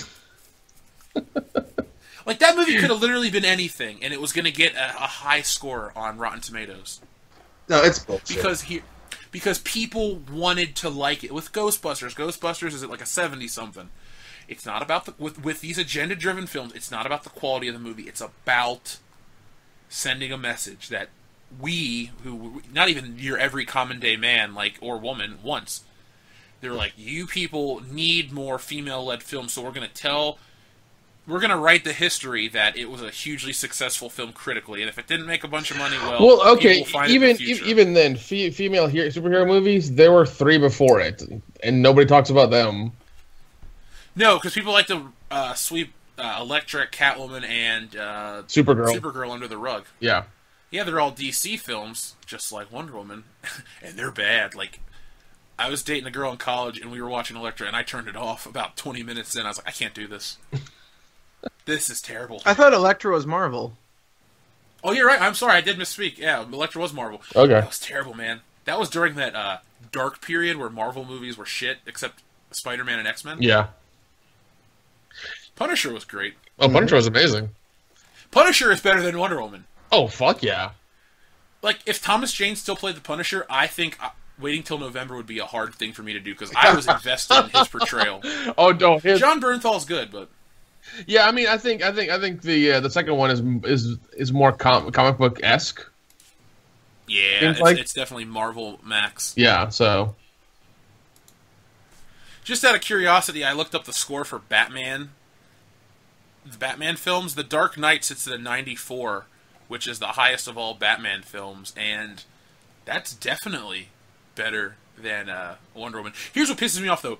The Batman Begins is in '84. That movie's amazing, and it's way better than Wonder Woman. I would argue that Batman Begins is the best Batman movie. Like, I love '89; it's my favorite. But if I'm gonna go for quality over like nostalgia, I'm gonna go Batman Begins. Well, I mean, even in the rank of comic book adaptations, it's 46. On what, Batman Begins? No, Wonder Woman. Oh, you want to know what's number one? Oh, this is on Rotten Tomatoes? Oh no, this is on Box Office Mojo. All right, what do they got? Number one is Marvel the Avengers, or Marvel's Avengers. Now, is this critically or financially? Financially. Oh, okay, yeah, that would definitely make sense. You have Avengers, you have the Dark Knight, you have Ultron, like those are the top three. Now, I can guess that Wonder Woman is gonna retain its number one spot this weekend because I think the Mummy's gonna flop. It's gonna flop hard, man. And the Mummy. Which both the Mummy. It sucks that it's going to flop because people are going to use that to go, look how great of a film Wonder Woman was. Not even Tom Cruise could take it down. Women's power. Yeah, but the Mummy being a woman thing, I think is gonna.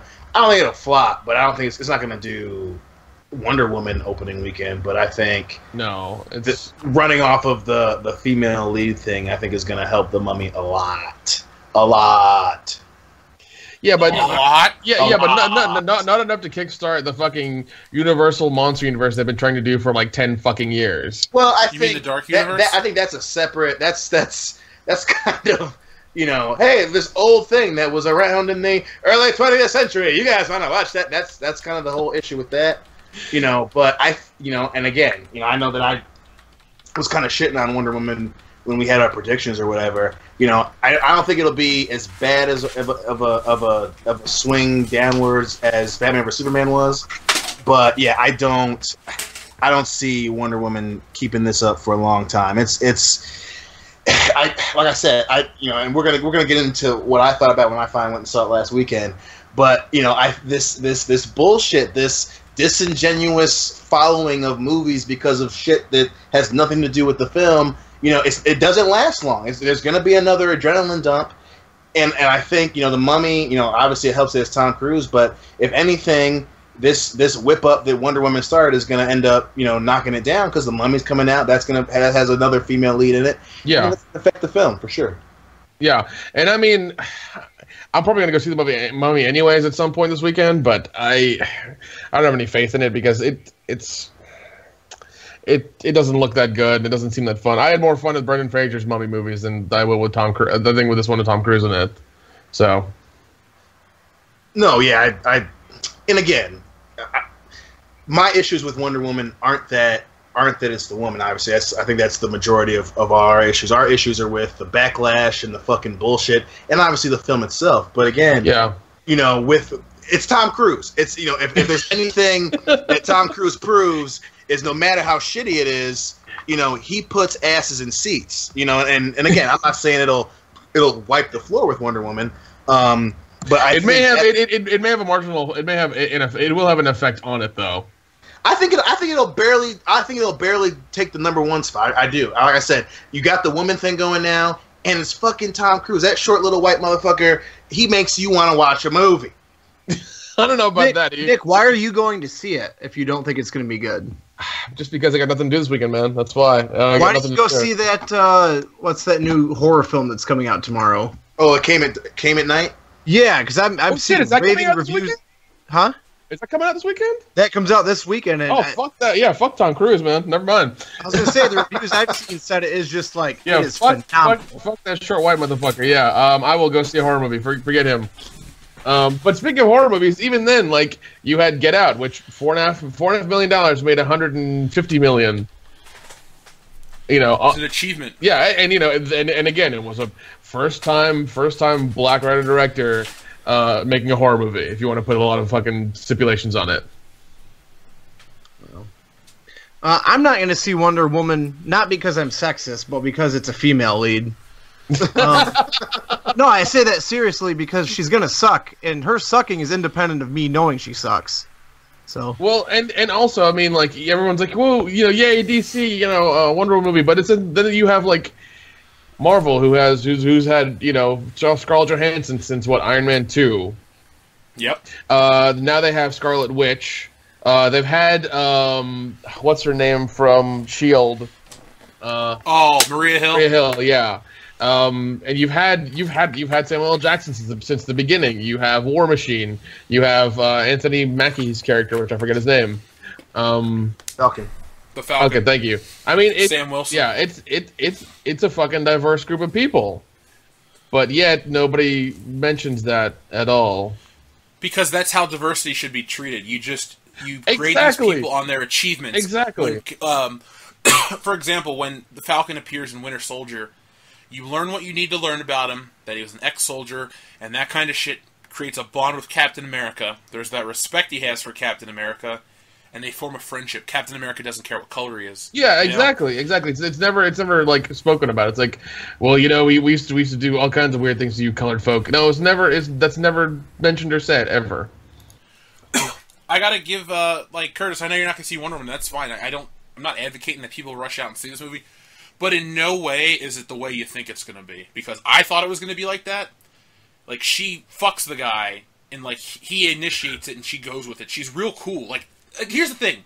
Every woman that's advocating for this film and all the media and all these cuckolded men, they fucking suck. But the people that made the movie knew not to market to them, and they made it for like people like us and your general populace. Because she's normal. Like, even though she's got these superpowers, like, she's... Like, if somebody, like, grabs her and moves her, she doesn't say, "Don't touch me, I'm a god," or all this dumb shit. Like, they, like, move her around and dress her the way they need to dress her. She's real cool. Like, Gal Gadot's a shitty actor, but, like, this is the only thing she's ever done that I look back and go, she's alright. Yeah, and another thing I hate is, like, every day in the news media, they keep revealing, like, more shit about the behind the scenes. Like, oh, she worked out this much. Oh, this was her diet. It's like, I don't fucking care. I do not fucking care. Like, the movie 300, those guys had it worse than she did, okay?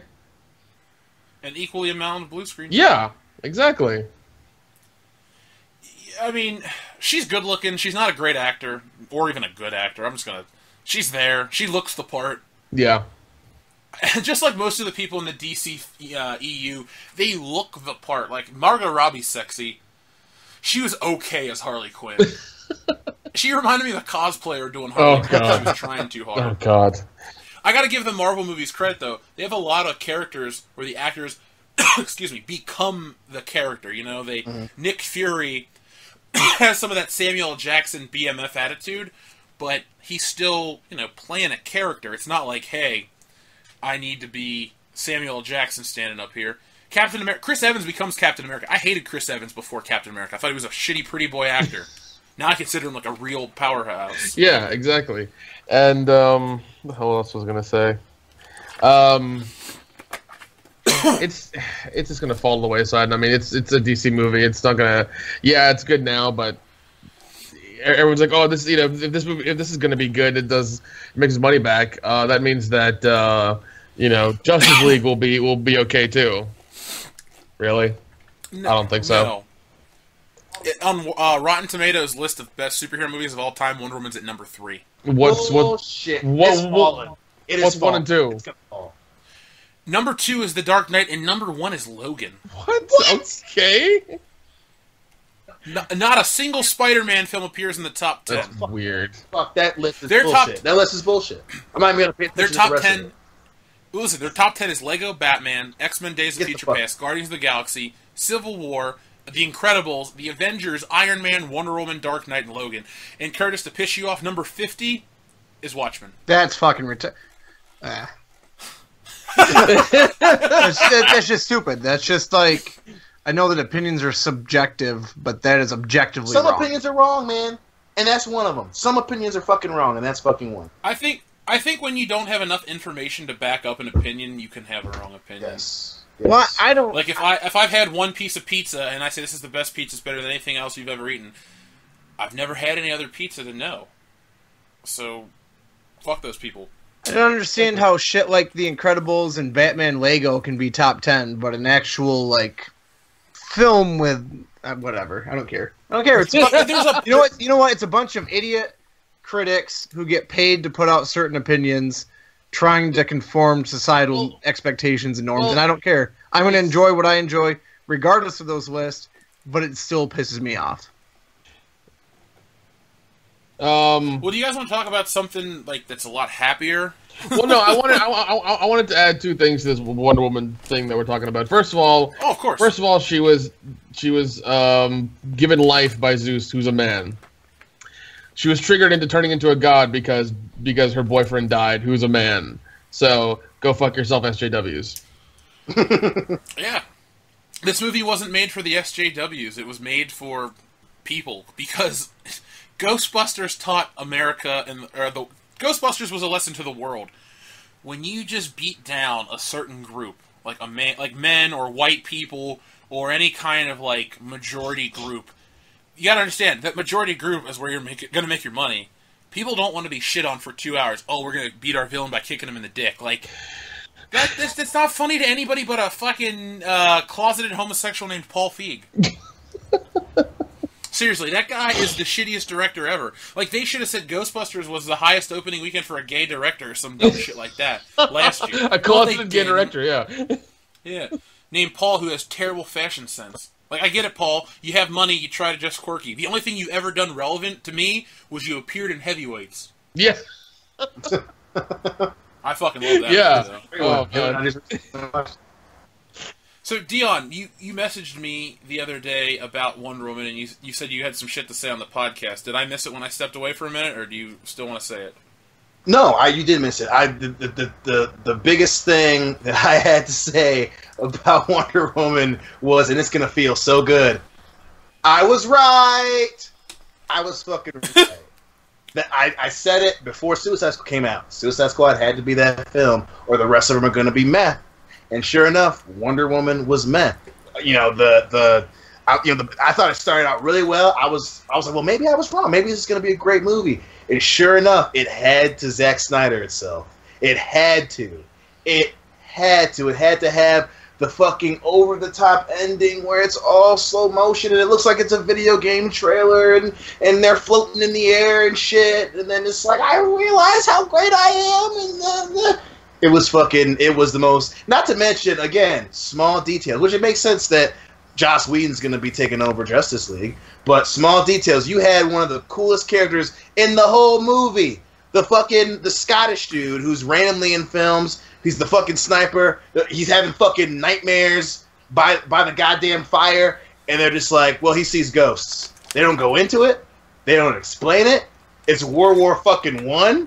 You know, give me a snapshot of him doing some crazy shit or something horrible happening, and it changes Wonder Woman's perspective on the world, on human beings. I've never seen a movie this year where you had an opportunity just fucking put in front of you, and they just step over it. And I was like, why didn't they tell me about the sniper dude? That's fucking cool. Nope. All I can say is the fact that this movie wasn't a commercial for postmodern third wave feminism makes it likable in my opinion. No, I still like the movie for sure. I like it, but it's another 5 out of 10, man. I'm gonna go 6 because 5 out of 10 is what I gave Batman v Superman, and to me this is better than Batman v Superman by 1 point. Dion, when you say this movie Zack Snyder's itself, does that mean its daughter commits suicide?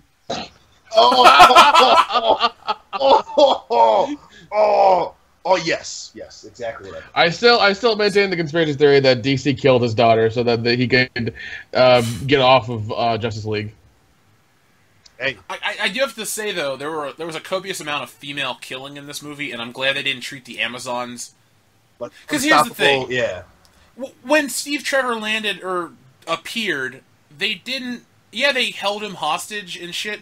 But they weren't all like, castrate him, kill him, all this shit. They're just like, we can't take him back, blah, blah, blah. They were really hesitant to say something shitty about him as a man. They kept all the man-hating out of this movie. Well, not only that, but like Dr. Poison, I thought it was really cool that she had a deformity. Like, it wasn't like this, we're all beautiful and we're all clay figures made by beautiful women, gods, and Jesuses. No, she was a doctor. She had a fucking giant scar on her face, and she wore a mask. I thought that was fucking cool. Now, I would have preferred for her to be Ares because that would have been a cool little tie-in. Like, hey, she got injured. That's the injury. Her face is fucked up, but that's neither here nor there. But the ending, man, huh?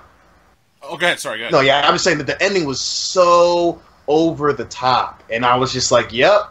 That's exactly what's going to happen in Justice League. That's going to happen in Aquaman after it comes out after Justice League, considering Justice League is a success. And we are in for the most average superhero movies, like just barely above Daredevil and fucking Elektra, but you still kind of like them.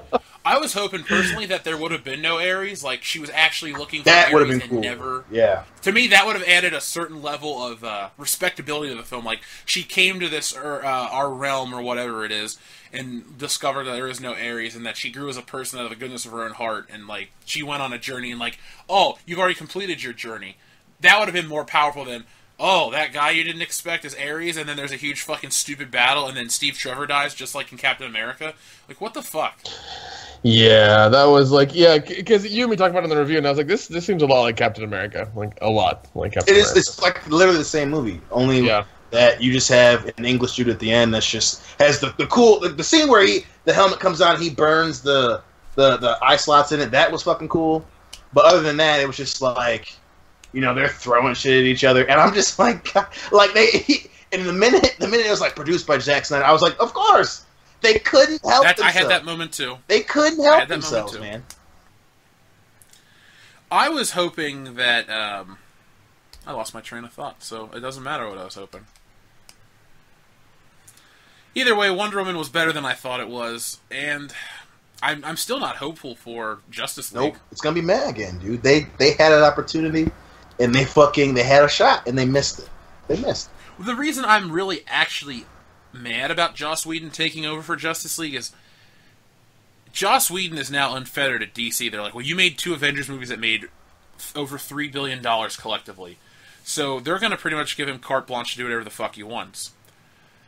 When he was at Marvel, he had Kevin Feige. Yes. There was a guy with a unified vision. I know Curtis likes the auteur theory or whatever, but you need people to channel certain things because, like you even say yourself, a good joke with one extra beat kills the whole joke. When somebody is trying to do too much, you can kill it. Like with the original 2 Star Wars movies. Like, without Gary Kurtz there, you may have not had the instant classics that you had. That's why Return of the Jedi is a little murky. With Joss Whedon having Justice League, I think Warner Brothers is just going to say, do what you want. You've made all this money. Please do it for us. And he's going to kind of fuck around and do dumb things that people are like, if you like Buffy or Angel or that dumb shit that I don't like, though it's going to appeal to those people. I'm going to go, this is lame. Like, I'm not trying to sound super negative, but like Justice League has 2 things going against it already besides the Zack Snyder build-up. That there's that one shot in the trailer where they're all like standing in front of that green screen that's supposed to look like the sky. That looks hokey to me. I'm worried the whole movie's gonna be full of those hokey moments. Well, also you have to understand that Joss Whedon, like, yeah, I know you guys don't like him, but all the stuff he's done has been like groups of characters and shooting groups of characters and telling stories of groups of characters. And that's what he's good at. That's why he did the Avengers movies, because you're dealing with all these people in this room and you're trying to shoot them correctly and not shoot yourself while doing that, because that's tough as hell to do. Just room scenes with like more than 6 characters is difficult as fuck to do. Framing that is a pain in the ass. And for him to do that with 2 movies and with all the shows and things he's done, that's what he's good at. Oh, I understand that. Like I said, I'm just not sold on all the other things he's created. Oh, I mean, Serenity or Firefly, or Buffy the Vampire Slayer. Nobody's perfect. It's fun. Well, I mean, yeah, that's true. I was going to make some kind of sarcastic joke about, we're perfect, but I can't think of a perfect director. There are tons and tons. No, they all have their own vision, their own style, their own way of doing things. It's just the way it is. No one has fallen off as hard as Kevin Smith, if you ask me. God, man. Oh, jeez. What about the guy that did Fantastic Four? See, I never liked him, but when you met me, Kevin Smith was my favorite director. Yeah. I can't stand Kevin Smith. I don't want to hear his fucking ass talk. I don't want to watch his movies. I don't want to see him anywhere. Like, just take your fucking money, go get high, and piss off. Yeah, because I mean, all the things he's done lately are just like for his own, like, for just him to jerk off in his own little movie theater at home. Like, I don't care that your daughter wants to be an actress. That's great, but you're putting her in shit. Put her in something that shows some range. Yoga Hosers was one of the worst movies I've ever sat through. Oh, dude. I dare you to watch it. Seriously, that's not even a fucking joke. Like, listeners out there, watch Yoga Hosers and tell me what you think of it. Maybe that'll be our first fan participation review. We'll all watch Yoga Hosers and we can shit on Kevin Smith for 2 hours. Oh my god! If that interests you, tell me. I will tag him in all of that. Please do, because he'll be like, he'll get upset because you're making fun of my daughter. No, I don't care what she looks like. I judge all these people on their acting credentials. I don't care whose daughter she is either. If she sucks, she sucks. I'm sorry. Look at, what's her name? Veronica, Marilyn Gigliotti from Clerks, the one that's still alive, is not a good-looking woman, but she did a good enough job to where I enjoy her. Yeah. You know? I don't think Kevin Smith has had a truly attractive woman in his film until, like, Jay and Silent Bob Strikes Back came out. No, Dogma. Selma Hayek. Yeah, that's true. That's true. I'm going back on my whole I'm judging them on their acting credentials because I don't care what she does. That is like in my top 5 like favorite women of all time, like on sexiness. We should do an episode like that. I think we would all enjoy that. Hell yeah! All right, maybe I'll write that down. I think we'll do that in the coming weeks, and then the listeners can write in who they think are the sexiest female celebrities. Keep it, you know. Just make a list. Don't go into details. Yeah, like I don't want to hear from Brian Lape how you want to, pick her brain and then pick her ass or something. You can make it R-rated, but I don't want to know our listeners' sexual fantasies because that's really going to just make me like every time I read your comments, I'll go like, this guy's into butt play and he's the one that likes to receive it. And I'm just going to go. We're not doing this episode anymore. Yeah, you know what? Let me scratch that. Bad idea. We'll talk about Star Wars next week. So are we pretty much covered on what pisses us off? I think so. Yep. All right. Well, let's do something fun and new because, that's what we're always about at World Class Bullshitters. Fun and new. It's like that time we all did acid together. But this is a feature... Don't talk about that, Jeff. No. You guys did acid without me? Yeah, sorry. Florida. Wait till New Orleans, dude. Motherfuckers. I'm going to buy you an actual pound of cocaine. Okay, I'm holding you to it. You can jerk off with a limp dick the whole trip. I won't care. 14-hour car ride, ugh. I don't think I could even, keep interest, for more than 4 hours, Yeah, cocaine's a hell of a drug. 14, Jesus, like that guy Jesus said. Christ. Yeah. Well, he did it right. That's why he's dead. So, all joking aside, this new feature is called Pop Culture Time Capsule. It's something we can do only once a year, so I hope you like it. But basically what it is we're going to go back and we're going to look at films from 5, 10, 15, 20, 25, 30, in increments of 5 years, pretty much. And we're going to talk about the relevant films. So, we already discussed Star Wars. This year is the 40th anniversary of Star Wars. But we're going to work our way backwards. So, 10 years ago... Well, we could do 5 years ago, but to me, the only relevant film from 2012 or 2 are Skyfall and the Avengers. And we've praised the Avengers enough. Do you guys have anything else you want to say about a film from 2012? Well, I got a list if you guys want to comment on each of these as I go down. Cool. Perfect. Chronicle. Hated it. Didn't see it. 21 Jump Street. Yes. Loved it. Loved it. Amazing. Hunger Games. Oh, fuck the first one. Cabin in the Woods. Loved it. Enjoyed it thoroughly. Amazing movie. Bought it on Blu-ray. Avengers. Of course. Amazing movie. I love it.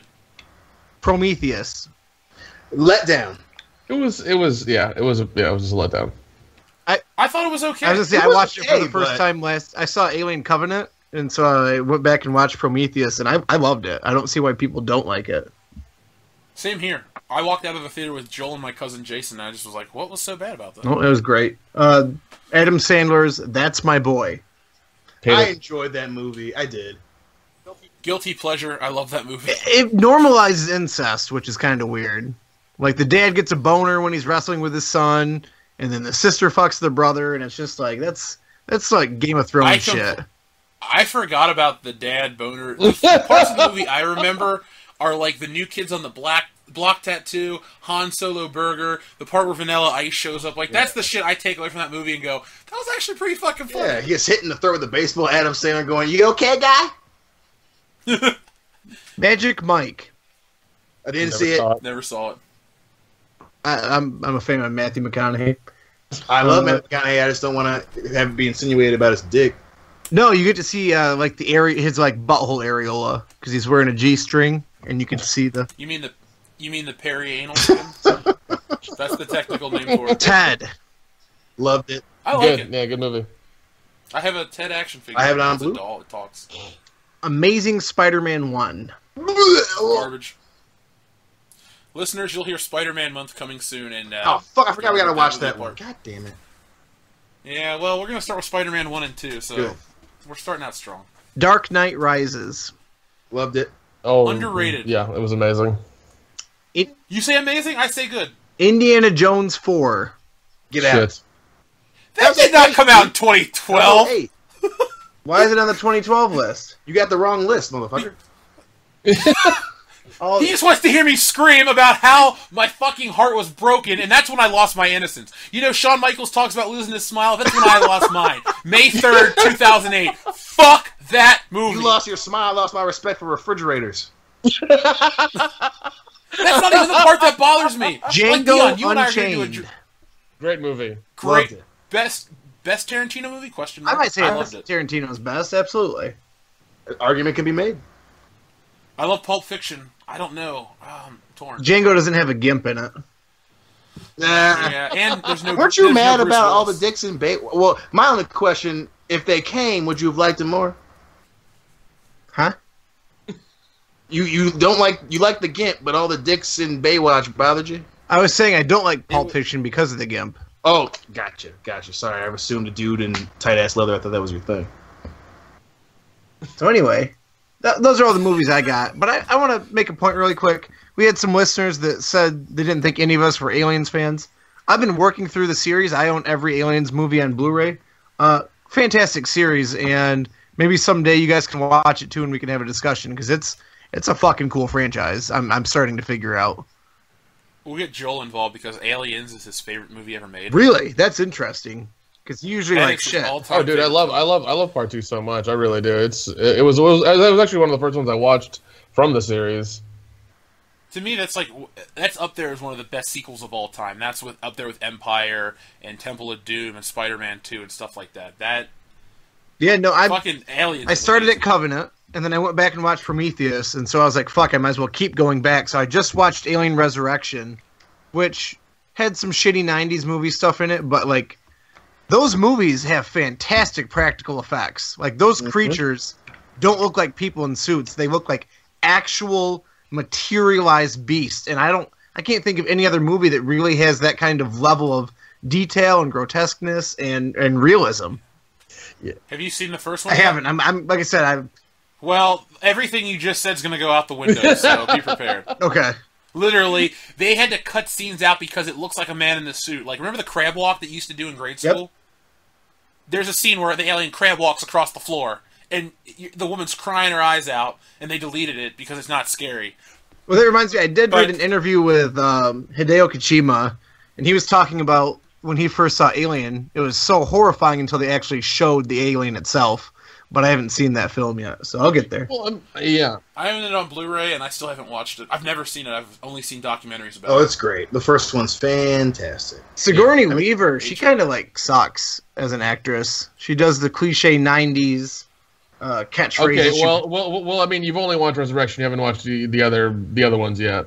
Right, so 100% of the time I've seen her, she sucks. So maybe. Oh yeah, 3 and Until you 4 are see- the worst ones. They're the worst. Yeah, they are the worst ones. Like even for the fans, you know, especially David Fincher got fucked on 3 because the original trailer showed Earth on the horizon, and then that was not what was in the movie, and they kept making him redo shit. I mean, he's gone off and said that's like the worst experience that he's ever had. And then, He'll never even talk yeah, about and then it. 4 was Joss Whedon. hey, Justice League fans, it's a Joss Whedon Wait, movie. Joss Don't Whedon, fucking- that wasn't Joss Joss Whedon Whedon, was directed it? Alien Resurrection? I know that he was at least on there, and I don't know if they switched at the last minute, but he was the first guy to start making that movie. Well, Curtis, I'll tell you one thing you'll like about Aliens. Sigourney Weaver's bush accidentally pops out, and they've never edited it out. So the scene where she's laying in a pod being woken up, just there's all her pubes sticking out. So And Okay. it's just a nice little bit of hidden Oh nudity. yeah. I showed it to Dion recently, and his eyes lit up. He's just like, oh. Well, you know that was the first like time my dick got hard. In Alien. The only movie I've ever found her attractive in was Ghostbusters. Like, I looked at her in some of the scenes where she's possessed by Zool, and I'm like, yeah, I could get into that. Like, really good. Oh, yeah. But overall, I don't find her... She's too tall. She has no curves. Zero She ass. seems really boring. Yeah. She's like a poor man's Sarah Connor from the Terminator franchise. God. Well, honestly, wait till you see Aliens and then compare her to Sarah Connor, because Aliens came out 2 years after The Terminator. Okay. And they're both made by James they're both made by the same guy, so... But the effects of Aliens are amazing, and if you think the effects that you saw in Alien Resurrection were impressive, the effects in Aliens are even better, because there's armies of those fucking things. Okay. No, I'm excited. I keep working my way back, so... Fans who said that, you know, you don't think any of us like Aliens, clearly... Some of us do, and I'm trying to go through the franchise, so I have a good opinion on it.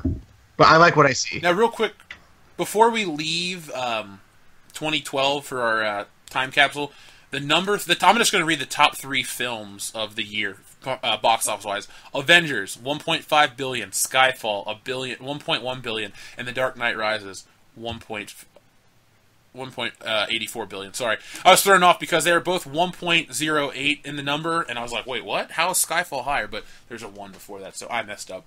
Either way, 2012 I thought was a stellar year for like my theater going experiences, because I went to the theater 52 times, and that's not an exaggeration. Joel was with me. That was the peak of our friendship. We went to WrestleMania and we went to movies every week. Oh God, that's crazy. Yeah. So Joel, if you're listening to this part, tell me in the comments how you felt about 2012 and all the good and all the bad movies we saw. We saw some shit. All right, so let's go back another 5 years to 2007. This was our first year at State, guys, so I'm sure we'll look back fondly on 2007. So, Curtis, what are some of the films you Reno 911 Miami. Never saw that. saw in theaters? Yeah, it was. The Rock kills. Yeah, himself. it was pretty funny. I liked it.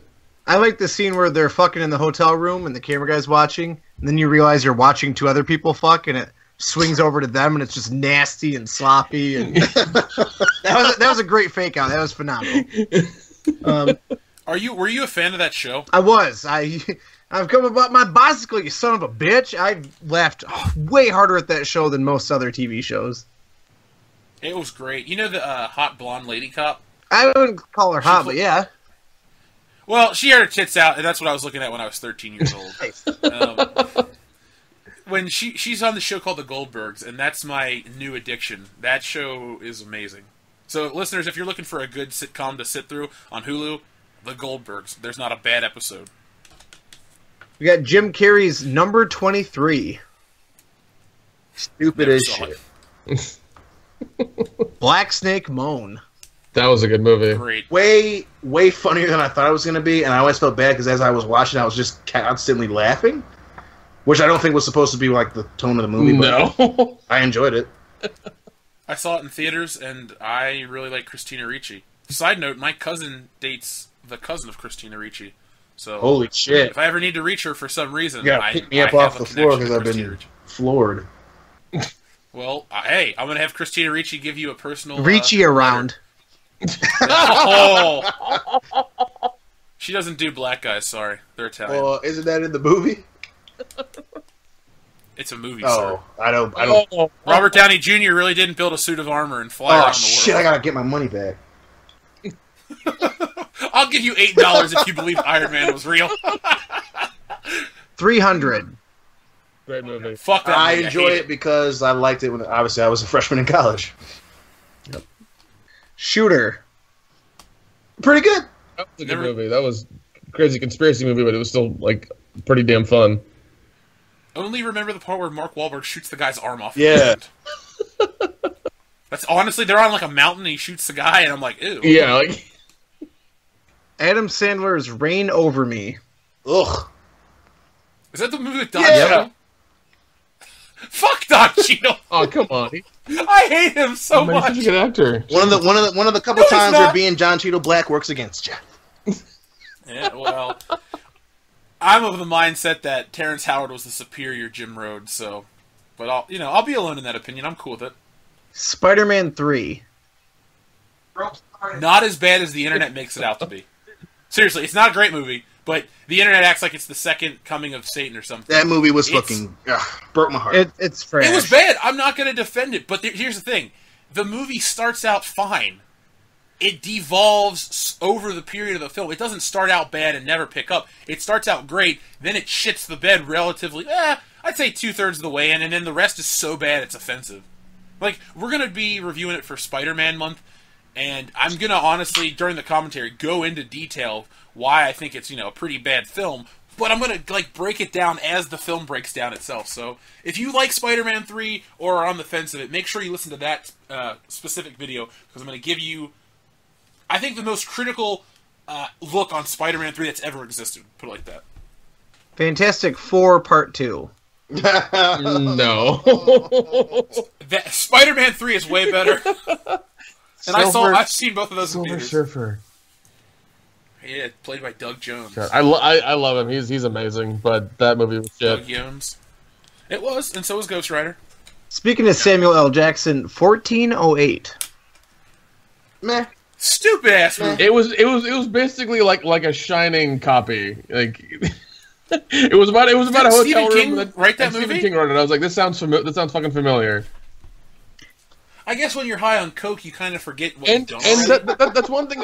Another thing I hate is I hate John Cusack because he's always Everyone hates John Cusack. because Rightfully so. because he never emotes during a movie. He's just always like John Cusack playing this character in front of a camera. He's like, give me money, I'll play myself. Wait, are you telling me that John Cusack, the star of one of the greatest action films of all time, which just turned 20 by the way yesterday, Con Air, is not a good actor? Yeah, that's what I'm saying. Because I'm inclined to believe you, but I do have to say Grosse Point Blank is a good movie. Oh God. I really like Grosse Point Oh, Blank. another movie with John Cusack in a fucking blazer. Like, do you not have any other clothes, John? Jesus Christ. No. He's not an A-list star. He can't afford anything No, else. because That's why he wears sandals in Con Air. I saw him in some crazy ass movie where he goes back to his hometown and for a high school reunion and he's like a spy and he gets shot at. That's Grosse what he Point is. Blank. Okay, all right, yeah. That's He's a Grosse hitman, Point Blank. yeah. He's a hitman. He's a hitman, and I was like, he's getting shot, and he's like stone faced the whole time, and he talks exactly the same level of volume in his voice. It's just John Cusack playing himself, playing a character. That's all it is. I will say, though, the scenes in the room themselves, unfortunately, I did like those. Those were pretty cool. Yeah, well, yeah. When the I thought room's it was fucking like with the him scenes in the room kind of with Tommy especially when like his daughter comes there and dies in his arms, and then all of a sudden the bell rings and it's just ashes. That was fucking crazy. Yeah, that's my favorite part of that movie. Yeah, But I will say, Dion, if we we ever watched get that to the together. point where the show, we just make Jeff redo cover art for the movies, but we have our own sayings as the taglines. The tagline, when you've done coke, you forget other things you've done, is the new tagline for 1408. You know what? Honestly, listeners, when we get enough Patreon money, we're going to build a world-class bullshitters website with lists and shit like that, and I'll be able to make, 1408 Please, parodies. let that Yeah, be the we will- first thing where literally the only thing you write is, I guess when you've done coke, you forget other shit you've done. we will make parody posters. Yeah. God. Hey, Augs for President, do me a favor. When you hear that part, give me a timestamp for when I say the cocaine line. I'll turn it into a soundbite and send it to Dion. Yes. I need your help, though. Yes. Don't let that man Transformers. down. Nope. I actually went and saw that. I liked the first one, and it literally stops there. Yep, the first one's fine. I like that movie enough. I like Shia LaBeouf and I don't- Megan Fox, and yeah, it was fine. For Gorilla Thumbs. Plus, Bernie Mac was hilarious. Oh, he was the car dealer. Yeah. Man, I bust Oh, you. shit. Super bad. Love it. Yes. Good movie. Very good movie. Definitely is not as good as I used to think that was the funniest thing I had ever seen when it came out. Freshman year of college, everyone was like, "Hey, I got a copy of Superbad. You want to watch it?" Like it was like the movie. I don't really like it much. We recently rewatched it, and it's for me, it was just as funny. I mean, obviously the nostalgia wore off, because I'm not fucking trying to fuck one white girl. But yeah, no, it's just as funny for me. To me, how I feel about 21 Jump Street now is how I felt about Superbad. Like, I've aged, and the Jonah Hill comedies have kind of aged with me to where it's like a relevant topic. So I've enjoyed the ones that are more relevant to me in this time frame now more than I did the ones in the past. Because high school was fine. The next tagline. I've grown with the Jonah Hill film. Oggs for president. Let me get a timestamp for that one too, please. 3:10 to Yuma. Oh, let down. Never watched it. Never saw it. That was a letdown for you? Mm-hmm. I don't know. That was like the first Western I liked since Tombstone. See, when you say shit like that, it's like, this is why we're friends. I love Tombstone, but the ending, like, Ben Foster looked like a badass in the previews, and, and then, well, I'm going to kill all these guys because you're a cool dude, and I'll go. And then at the end, oh yeah, he's escaped like 16 times. I was like, fuck you. I turned the movie out and just literally threw the fucking disc in the hallway. He's been there 16 times. Well, I just watched a whole movie, and he's just going to break out tomorrow. Fuck you. Get out. Get out. Good luck, Chuck. Fuck you. Oh, God, I hate No. It was okay. I like the great. unrated version because it had like a montage of sex scenes. That's true. That's the It only one I've did. ever seen. The lesbian part was funny, too. No kissing. The game plan. With The Rock? Oh, The Rock. That's okay. Yeah. 30 yeah. Days of Night. I love that movie, Terrible. yes. Yeah, it's I pretty saw good. that on my birthday. Ugh. This next one I think is the second best film of this year, American Gangster. Yes. That's Agreed. a good fucking Never movie. seen it. Agreed. Yeah, because Did anyone make the mistake of... Go ahead. Go ahead, Nick. Okay, no, I was going to say American Gangster is basically a blaxploitation movie made, now, and I loved it for that. Did anyone make the mistake of seeing Southland Tales with The Rock? Yes, we did later. No. We did in 2008. We didn't do it in 2007, but yeah, we saw that shit. Jericho Kane. I'm a pimp, and pimps don't kill themselves. This next one I think is the film of the year, hands down, and it's a top 10 of all time for me. No Country for Old Men. Overrated. That's a good damn movie. I've You watched say it. overrated for no... Whatever. I liked it. It is a damn good movie. I do like it. I like it, but it's definitely a little... Javier I just Bardem thought- Morgan is amazing in that. By far the best part of the movie. Agreed. Best part. Thank you for continuing my catchphrase. It's now caught on. I'd like to throw in 2 honorable mentions that you didn't say. I'm still going. Oh, okay, keep going. Juno. Oh, Ew, I saw that on a date in college. Not a Same. Here's what I So like did I. about Juno is I got laid for the first time in my life and then saw that movie like 2 days later, and I felt somehow that I was connected to it because, well, it's teens having sex. I took Emily McKay to see that movie, and it was... You would have split her in half. Yeah, I would have. She was tiny as She shit. was like, the definition of a spinner. She was just like a micro spinner. Like you could just slide her onto your penis and then just hit her leg really hard, and she'd just spin like a fan. so was she a 2007 version of a fidget spinner? Yeah. Except you get to blow a load at the end. It's really fun. I bet if you would have blown a load in there, it would have been like October, or whatever, the fucking rocket shooting off. October Sky! It would have been really awkward to see her, like, try to handle it, because it would have just... No, she wouldn't have tried. It would have been a look of like pure horror for a minute. She would just have to climb up and slide down, like she's shimmying down a tree. Just a little dick monkey. And then the last movie on my list, and then Jeff, you said you had 2 more, because I'm guessing it's not this, Yeah. Revolver. Never even heard of it. Revolver with Jason Statham, and it's like chess and gangsters, and I think it's a Guy Ritchie film. It is a Guy Ritchie one. It was straight to DVD. Or I think video I only saw it 1 or 2 times. I vaguely remember that movie. My friend Kenny, he's huge into chess and Guy Ritchie, so that's like a perfect film for him. It is. I mean, it wasn't the vein of his like series of like Snatch, Lock, Stock, and Two Smoking Barrels. It was in that kind of vein of stuff. I liked it. It's yeah, pretty no, good. I watched it with Kenny, and I thoroughly enjoyed it. It's some really good quotes, some really good philosophies. Yeah, it was Guy Ritchie. I mean, it's a Guy Ritchie film through and through. Mm-hmm. So for me, the 2 films on the list that I think deserve an honorable mention are The Mist, which is a God movie. Not sure how I missed that because that was one of my favorites from that year. And then one of my favorite films of all time came out in 2007, Hot Fuzz. Oh my god. Great movie. The movie is just Speaking perfect. of which, Edgar Wright is he's written and directed a movie called Baby Driver that's coming out this year in the next. I saw the preview for that at Wonder Woman. I'm kind of excited about that. Yeah. Oh yeah, we're covering that for the show. I want to watch it so bad. Me too. I'm pumped. I think that's the next movie I want to see at the theaters. Definitely. Okay, real quick, 2007, the top 3 films were Pirates of the Caribbean at World's End, which made $963 million. Harry Potter and the Order of the Phoenix made $939 million, and Spider-Man 3 made $890 million. So, yeah, Spider-Man 3 is not a good movie, but it didn't kill the franchise or anything. They just decided to. Here's the reason why Spider-Man 3 was the last in that series. Sony wanted a Spider-Man film out for 2011. Sam Raimi said he needed till 2012. They canned him. They still had to wait till 2012 to make a Spider-Man film. So Sony shot themselves in the foot. I would argue to venture that if they continued the course with Spider-Man and Tobey Maguire playing the role, we would have seen him appear earlier in a Marvel film because he was already established. And those movies made tons of money, and they weren't a joke when they came out. They were the event of every year, put it like that. Mm-hmm. I'm surprised you didn't say one of my favorites of that year, Live Free or Die Hard. Oh, that did come out that year. Yeah, I like that movie. Yeah. Oh yeah, that was damn good.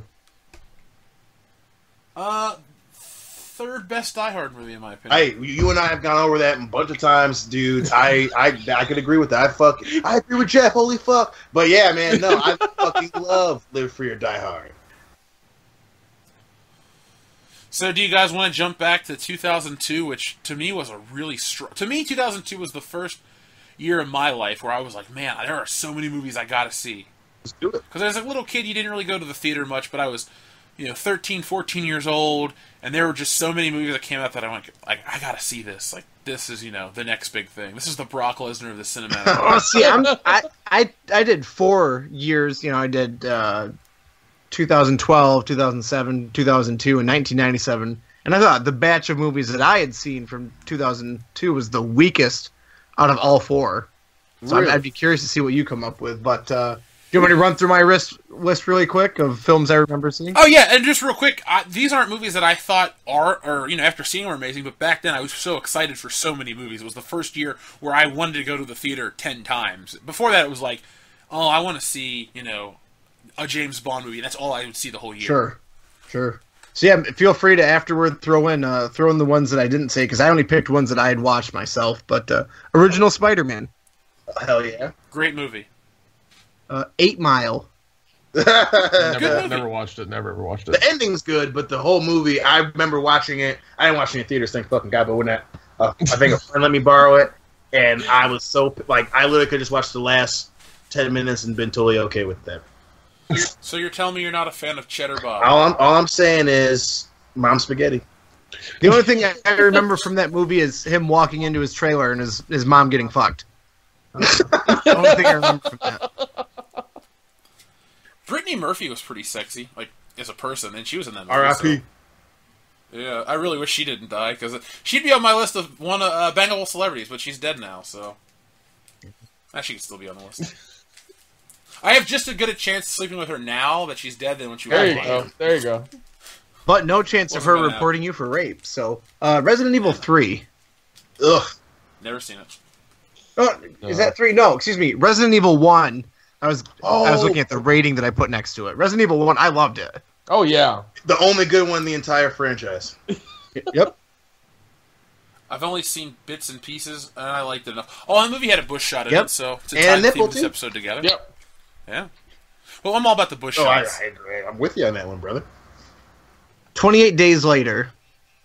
Yes. Good Great movie. The only thing I don't like is you have to see Cillian Murphy's wiener, so whatever. Maybe that's in the unrated cut. But you see him laying in bed, and I'm like, ew. This next one, god damn it. It's my least favorite in the franchise. It's actually the only one I don't rewatch. Star Wars Episode 2. Yep. I don't consider it the worst one, but it's oh it's my bad. God. I actually didn't see that one until it was on DVD, and I chose to go see Spider-Man instead of Star Wars. Damn. It just sucks because all 8 Star Wars films with the exception of this one, I love that I can watch any of them at any point in time and just feel happy. This is the only one I avoid and have to like talk myself into watching. See, that is how I feel about episode 7, except I won't watch it. Nope. It's out there. I've seen it once.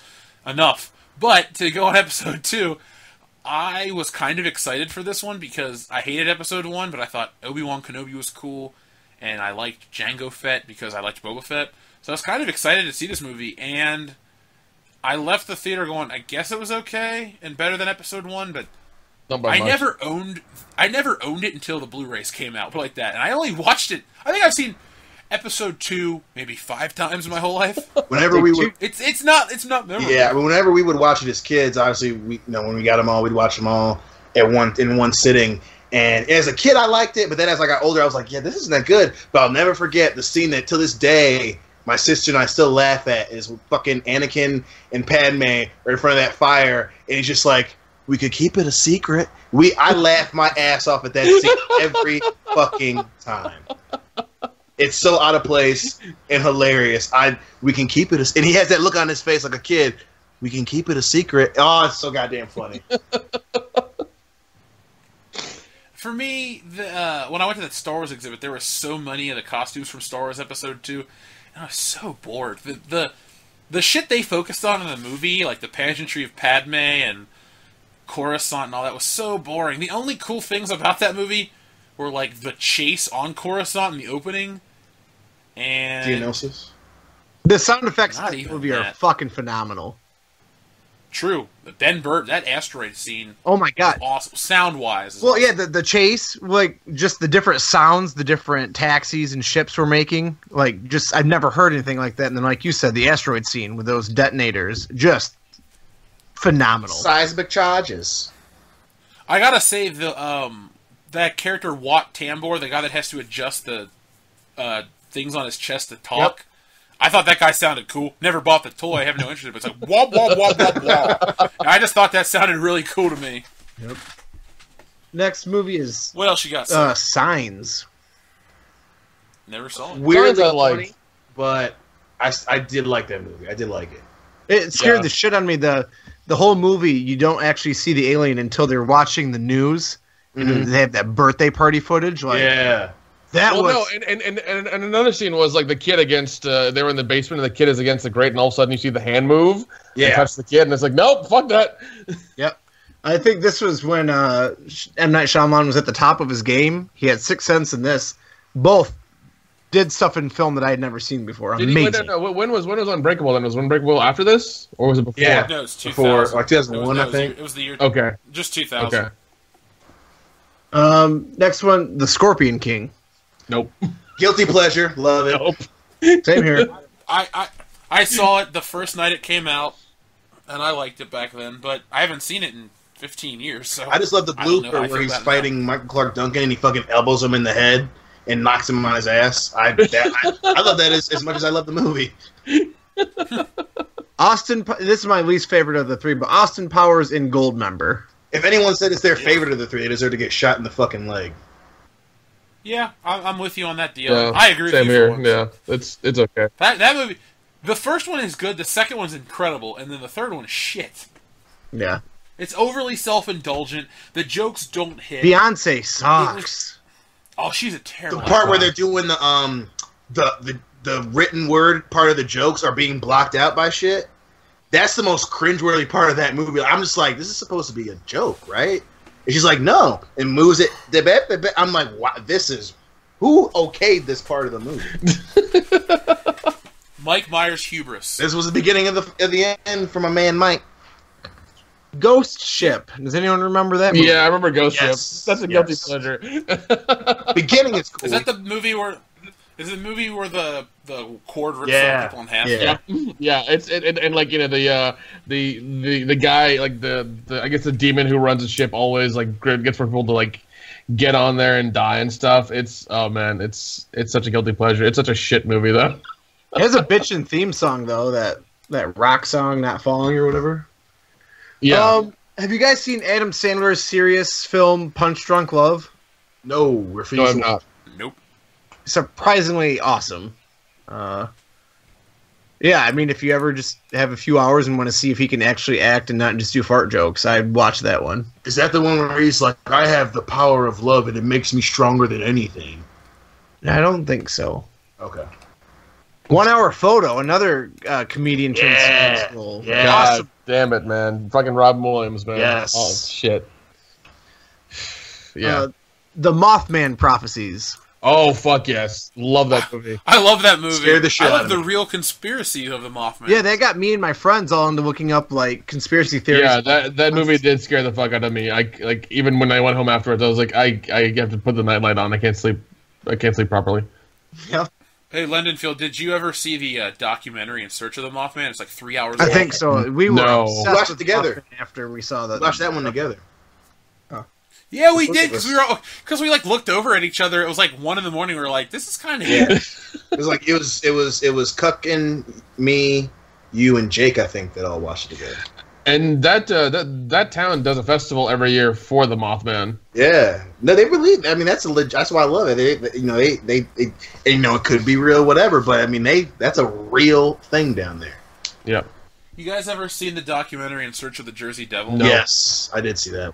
It's essentially the Blair Witch Project, but like 2 years earlier, and I think it's better. But it's the Jersey Devil and the Mothman. They all come from the same kind of lore. It's really interesting to think, like, I wonder what the people that created those myths actually saw. You know, like Right. if there was a creature they saw, or if they mistook like a bird, and I wonder what the bird would be. You know, it'd be interesting to be able to go back in time and see what they saw. Kind of like sea monsters. I hope this shit's real. Like, that would make life more interesting if there's just, like, mythical fucking beast roaming the Americas. Like, that would make life way more fun than it is. Well, watch Supernatural. I agree with you. I was watching Cloverfield this morning when I was working on some concept illustrations for a comic book, and I was thinking to myself, what would we do if like some kind of creature just attacked? Like, would we all just be fucked? Or would they find a way to do We'd be something? entirely fucked. We'd be entirely fucked. I have faith in the God Emperor that he'd protect us. Wouldn't you love if... You know what I should do? This is an inverse on an old EC story. Like, there's this giant full-scale assault of an alien invasion, and they come to Earth, and it turns out they're really small, and they're just, like, fucked. Like, their biggest warship is, like, the size of a fly. That'd be a cool story to draw. That'd be funny. Or if it's just like the size of a Kia, that's their mothership. Yeah, it's like, a Kia has landed on the National Mall. Like, okay. And it's just... And, like, these little people come out. They're like, we're here to destroy your planet. And, like, the movie is just, like, 20 minutes of us, like, stepping on Yeah, them, they get that's killed it. by the fucking skateboarder kids out in the parking lot. And, like, really gratuitous slow-motion shots are like, We gotta save my and the one scene is, like, the end of fucking Platoon, the Willem Dafoe scene, like, ah! Final movie on my list, Boat Trip. The one where Cuba Gooding Jr. pretends to be gay. Oh my god. And Roger Moore is gay? I think so. Yeah, that's it. God. I completely forgot about that book. That movie was garbage, but I don't know why I enjoy it. So that movie's so bad. Now, I got a couple that I know we've all... Well, most of us have seen, and maybe we like... So, first off, Jackass, the movie, came out in 2002. Yes. I fucking love this movie. My mom let me rent it when it first hit on DVD, so that was That's cool. awesome. Yeah. She was really relaxed about me watching shit like that. I wasn't trying to watch, like, anything super gory, so she didn't really care. She was like, oh, you want to watch some guys, you know, beat themselves up? That's fine. Okay, here we go, Dion. Here's a movie that could have been great but wasn't. Die Another Day. Oh, I know. God damn. And the fucked up thing is that's like the last movie I watched with my aunt before she died in a car crash. And I was just always just like, I am so sorry I made you watch that with me. Oh my god. Remind me to never watch that movie with you again, because I don't, you know, I don't want that to be on your conscience. As a friend, I God. won't allow that. That movie was, oh, Jesus. Talk about Halle Berry not being a good fucking actress. What the fuck were we thinking? So that movie, everyone says it killed the Bond franchise, but it made $435 million. It was a huge hit. So while it's not a great movie, it was not a flop, people. Which is the last one that Please was just because MGM just didn't want to have Pierce Brosnan be Bond anymore. Well, Barbara Broccoli and not Harry Saltzman, Michael G. Wilson fired him. There's a movie called Everything or Nothing, and Pierce Brosnan talks about being fired. He looks like he's about to break down because it was his idea to do Casino Royale and make it more realistic, but they shit canned him and basically took his idea and hired Daniel Craig. Which I think if Casino Royale starring Pierce Brosnan was made, it would have been the best James Bond movie. It would have been fucking amazing. Brosnan was doing a great job, and he loved being Bond. Yeah, he's the only actor that wanted to play James Bond. Seriously, every other person was like, well, I guess I'll do it as a job or whatever, I'm creating the role.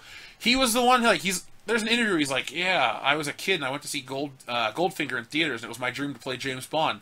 And then they were interviewing him on the set of GoldenEye. He was in a tuxedo with a tank, you lived your dream. Not only that, but he said multiple times that's the reason he did Taffin, was because he wanted to do a Bond-like thing. That's why he did that show for so long, because he wanted to be James Bond so bad. Oh, Remington Steele? I'm sorry, Remington Steele, yeah. Taffin's a different movie, but yeah, with Pierce Brosnan. But no, yeah, exactly. It's just a shitty way to end it. I saw it in theaters. One thing that's nice is it's the final nail in the coffin of the James Bond is multiple people theory, because this movie shows you all the gadgets from his previous films where he remembers everything. So there's no multiple Bonds, it's just one man. Anyway, another movie that I want to bring up, The Hot Chick. Not a great movie, but I love it. Oh, it's a guilty pleasure right there. Rob Schneider. The Hot Chick. Yeah. And then finally, Catch Me If You Can. Not a big fan of Steven Spielberg, but I thought this was a really good movie. Yeah, it is a really good movie. I really do enjoy that movie. I had a couple, too, that I was surprised you guys forgot about. Fucking guilty pleasures. Reign of Fire. Oh my god! I haven't seen it, but Matthew McConaughey's in it, right? Yes, he's awesome. I forgot about that movie. Sleep with one eye on the side. When he literally goes, all right, enough for the talk, time for the draft, and he goes to steal these people to make them help him fight these dragons. That's my favorite part of that whole fucking movie. Oh my god! Never seen it. Can't comment on it. The video game looked like shit. It's definitely campy as fuck. It's early Christian Bale too. Before he was right before he was Batman. Yeah. Yeah, but hey, he already done American Psycho. True. One I thought was underrated, but I thoroughly enjoyed was The Time Machine with Guy Pearce. Yeah, I liked that movie. That was a good. I hate to say it, but that was a good remake. I love that movie. I love it. Would you consider that a true remake though, since it's an adaptation of a book? I don't consider when they adapt a book, it's it's a remake. Well, the original, I say it was because of the original movie. Yeah, there's a movie came out in '65, and I watched the original movie and I love it. It's very of the time, and even the effects they did with all the time, with the passing of the time, going in the time machine, were amazing for that time. I just love all of it. The old movie was really good. Even this one was very epic and very big, and that's what it needed to be. And I still love that one as well. Well, I just love the homage. I'm sorry, Jeff. Go ahead. I was gonna say, do we agree that Back to the Future is still the best time? Oh fuck yeah! It's not even a discussion about it. No, there's no discussion at all. Good. Just wanted. Yeah. But first, I was just gonna say, I just love the homage to the original, where he kills Jeffrey Irons and he gets in the time machine and it shows him decaying. I love that scene. And then in the original, that was just an homage to the original, where he kills one of the fucking Xenomorphs, whatever they're called, and they did that in 1965. Eloy, the Eloys. Yeah, where it fucking decays. Yeah, for the mid-60s, shit. And I remember watching how they did that. It was literally they made a giant wax sculpture and had a camera running normal film speed. And I think it was running one frame a second is what it was doing, and they had a guy come into the hairdryer and chip pieces off of this giant wax figure until they got down to the bones, and then past that, and then they played it back.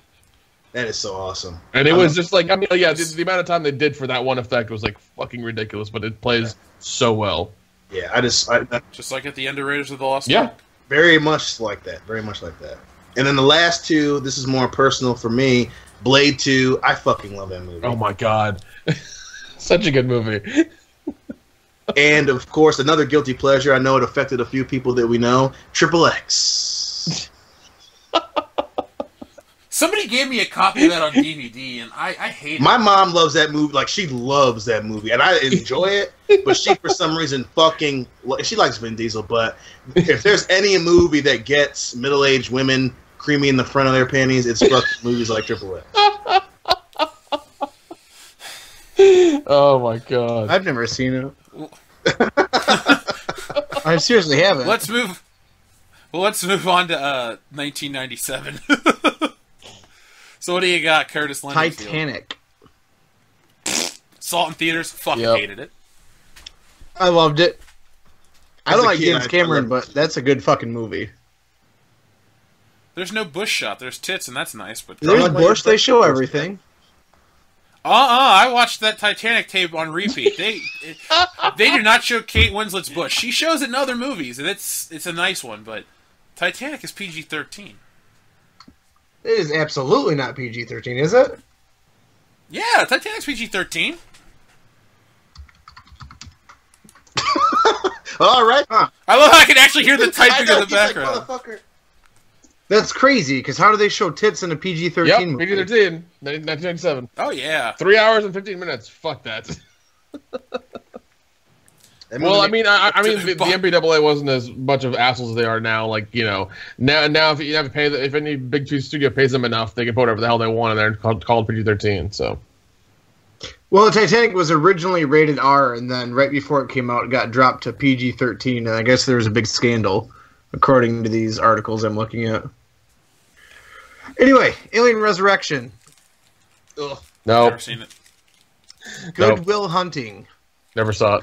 Good movie. good parts. Good Will Hunting, but I do like that movie a lot. Starship Troopers. Fuck to the yes. Love that movie. Fuck yes. That's good. I saw it in theaters. I Hey, like it. Starship Troopers had a couple of bush shots, or at least 8 shots. No, In the, it just had tits. I thought in the shower? of Dina In Meyer. the shower? There was no bush shot. Yeah, they were all from the waist Okay. up. Oh well. I could have sworn that was bush.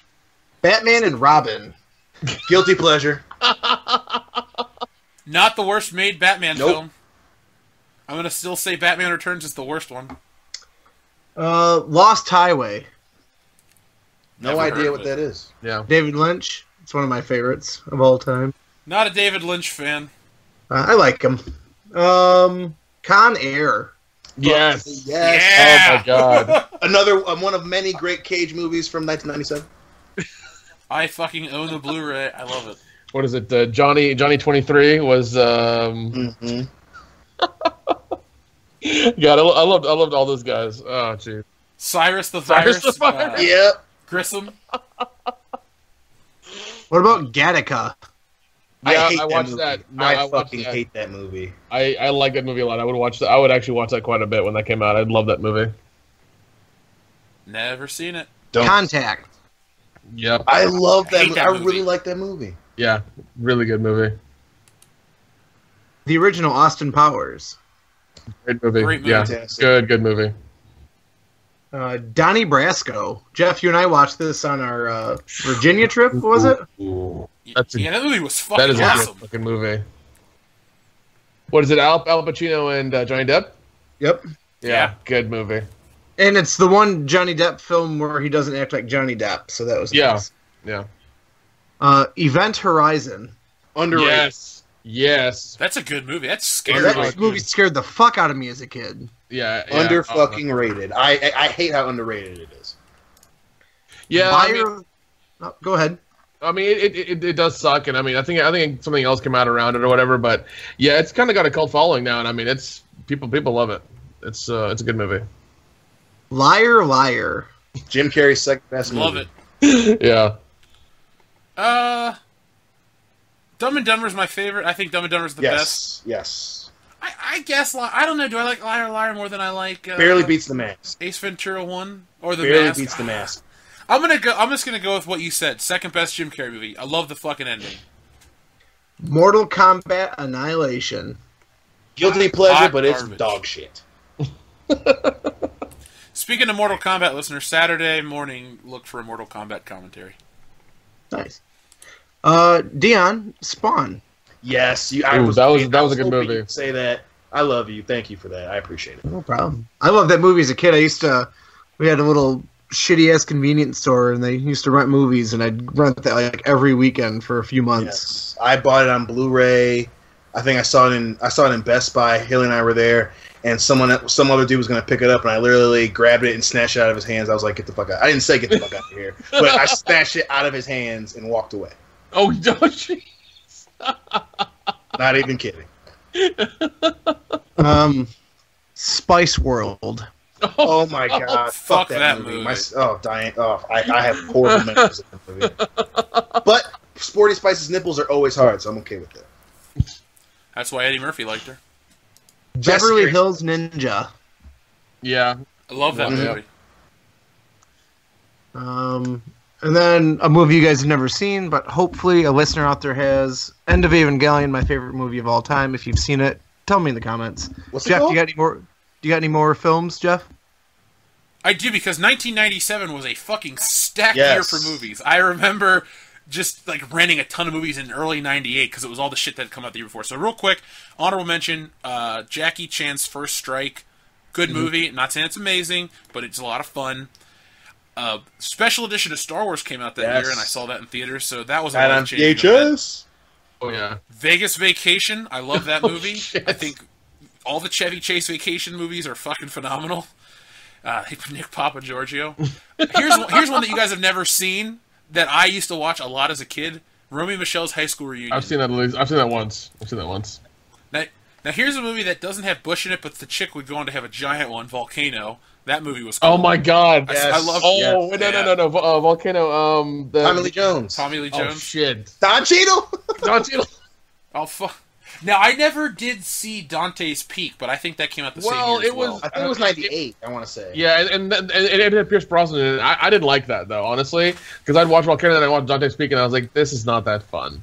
Yeah, and plus his wife getting her fucking brain splattered by a falling volcano rock. Kind of, I was like, God, what the? This is not. Yeah, like yeah. They immediately bummed you out. Like in Volcano, it's just like Volcano is like, oh, it's actually quite violent because the first thing you see is like this gas, spew from this, underneath the city, and like a guy's burnt. Yeah. And the guy saving the people from the train, and like saves the one guy and jumps into the lava. Oh god, that part is so hokey. No, it is, but it's just like he's in It's lava. so He's cool. not He's making just it. like fuck it, and he fucking military presses a dude to his fucking colleagues. I love that part. Yeah. Now, to me, Volcano is like the natural disaster equivalent of Independence Day. Think about No. let that It sink in is for just a It is second. hokey. It is bad, but it is a guilty pleasure, and I fucking love it. Oh, I And I wouldn't. own it I on love Blu-ray, Independence Day. I will never gladly. call I will never call Independence Day a bad. Sorry, I will never call Independence Day a bad movie. And Volcano's fun. I love Tommy Lee Jones, and that was when I was like, oh, Anne Heche is gay. I wish she wasn't because she's cool, and now she's not, and she's stupid. So whatever. Fucking Anne Heche. I just love the man cover the volcano rock, and her just being like, wait, Now move. now run. I was like, thank you, Anne Heche. You saved. I do love the hokey police brutality moment when the black guy was getting harassed by the cops. That was like the B-side story of the whole movie. It was really weird. Yeah. Well, Rodney King was only 5 years earlier, so that's back when we didn't make topical entertainment. We waited till people cooled off and then, gave a parable later. But speaking of shitty entertainment, one of the worst movies I've ever seen in my entire life was called The Warriors of Virtue. It came out in The 1997. Kangaroos? Yeah. That was a dumb hate that fucking movie. movie. Dumb fucking movie. Do you remember in malls they used to have this store called KB Toys? Yep. Oh, of course, yeah. I just remember my only memory of Warriors of Virtue is they had a bunch of discount kangaroo toys from that fucking shitty ass movie. Dude, I have so many KB Toys memories. Like, I have wrestling figures that I'm looking at right now that I bought at KB Toys. I fucking loved that store. That was the only wrestling figures and Star Wars figures were the only two things my mom would buy me from them because they were always more than Toys R Us. Oh, yeah. But she would take me to Toys R Us. It was right across the street, so it's not like I missed out on the toys, just not from KB's. All right, here's a good movie that has a stupid premise, but it's better than it deserves to be. Face Off. Oh, Did you guys know that one? Oh my Cage. god. Nick Cage. Is that where he grabs the nun's ass and looks to Yep. the sky with Yeah. a stupid face? Fuck Nicolas Cage. That's the opening of the movie. Hallelujah! He's so shitty. Oh! With the fucking gold-plated guns. Oh yeah. The Deagles, yeah. God. All right, here's a movie that you can't believe like he was playing Joker in that movie. He was. Here's a movie that you forgot to mention, and I was surprised, and I hope I missed you saying it, but Men in Black. We actually we fucked up and didn't mention Men in Black 2 in 2002, but Tommy Lee Jones. No, we didn't. We didn't fuck up. Okay, Men in Black 2 deserves to be forgotten. We also probably didn't mention Men in Black 3 from 2012, but that was a good one. Yes. Yeah. But Men in Black, the first one's the best. Yes, I agree. I love Men in Black. Yeah, and then, I mean, like they had the cartoon that happened, which they killed, which I thought was a dumb idea. Like the cartoon was wonderful, and they should have kept going. I mean, that's on Crackle. Is it really? Yeah, every episode. Oh, that's awesome. And even then, like that's a show you can make that's a movie you can make a TV show out of, and do like the lesser known characters of like the Men in Black and have like crazy adventures and effects and aliens and all kinds of cool shit. But Game Boy Color game was amazing too. Oh God. I played the PC game and I fucking hated it. Like I didn't know what I was doing. I didn't know what I was doing back then with it. And I was like, what's going on? What do I have to keep using WSD? What are these things? Like I didn't know what the fuck it was. We rented from the library the Men in Black soundtrack, and I got it home, and it was the score, and it didn't have the song Men in Black. Here comes the Men in Black. I was so pissed. I've never been angrier in my life. Like. Maybe only episode 7 rivals this, but you have to understand, it was like, I was 10 years old, well, 9, and I got that CD home, and I was so ready to listen to that Will Smith song on repeat, and it was the fucking score by Danny Elfman. Fuck you, Danny Elfman. I hate Danny Elfman. As you should. He's just... Alright, George of the Jungle came out in 1997. Fucking movie. Never saw it. I love it, too. Oh my god, dude, I wish you were a little kid that you go back and watch, because it was Drunk so commentary of George and the Jungle. Oh, don't say things like that. All right, Dion, we got 3 more. First off, Boogie Nights. I like that movie. Yeah, that's a good movie. Not bad. It's not bad. Now, here's a bad movie that I love for the wrong reasons. Home Alone 3. Oh my god, no. I have loved Home Alone 3 since the first time I saw it, all right? That's when I developed my crush for Scarlett Johansson. I am... Our friendship's in question with that one, no. All right, well, here, let me save our friendship with discussing the last 2 great films of 1997. First off is Air Force One. Yes. Oh, get off that movie is fucking phenomenal.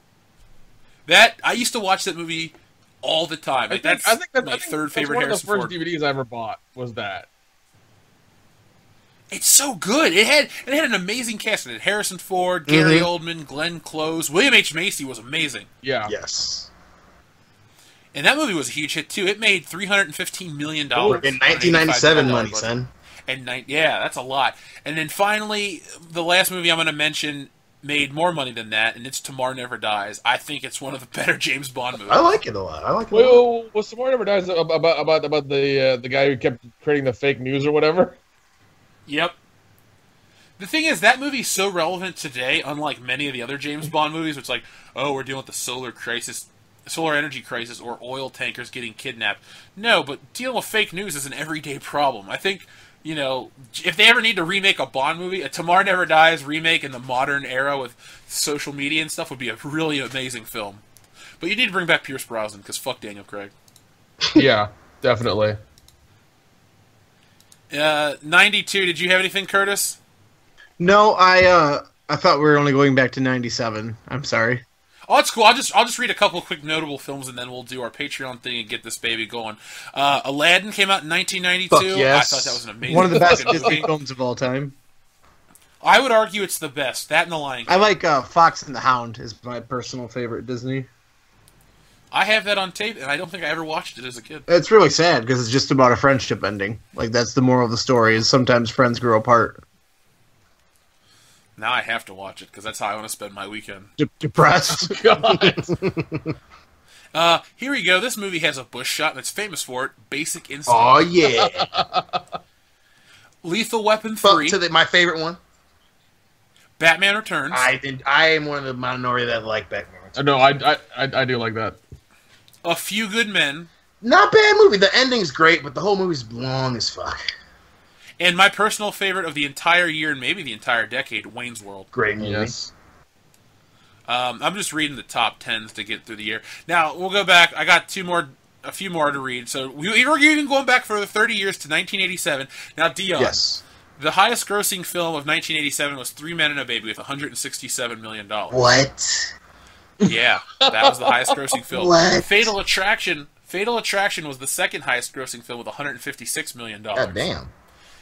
But now here's where you care. The third highest-grossing film of that year was Beverly Hills Cop 2 with $153 million. Woo! Now, I know that you love the first Lethal Weapon, Yes, right? But do you realize that Beverly Hills Cop is $90 million more successful than Lethal Weapon? And I had zero problem with that. None whatsoever. I'm totally okay with that shit.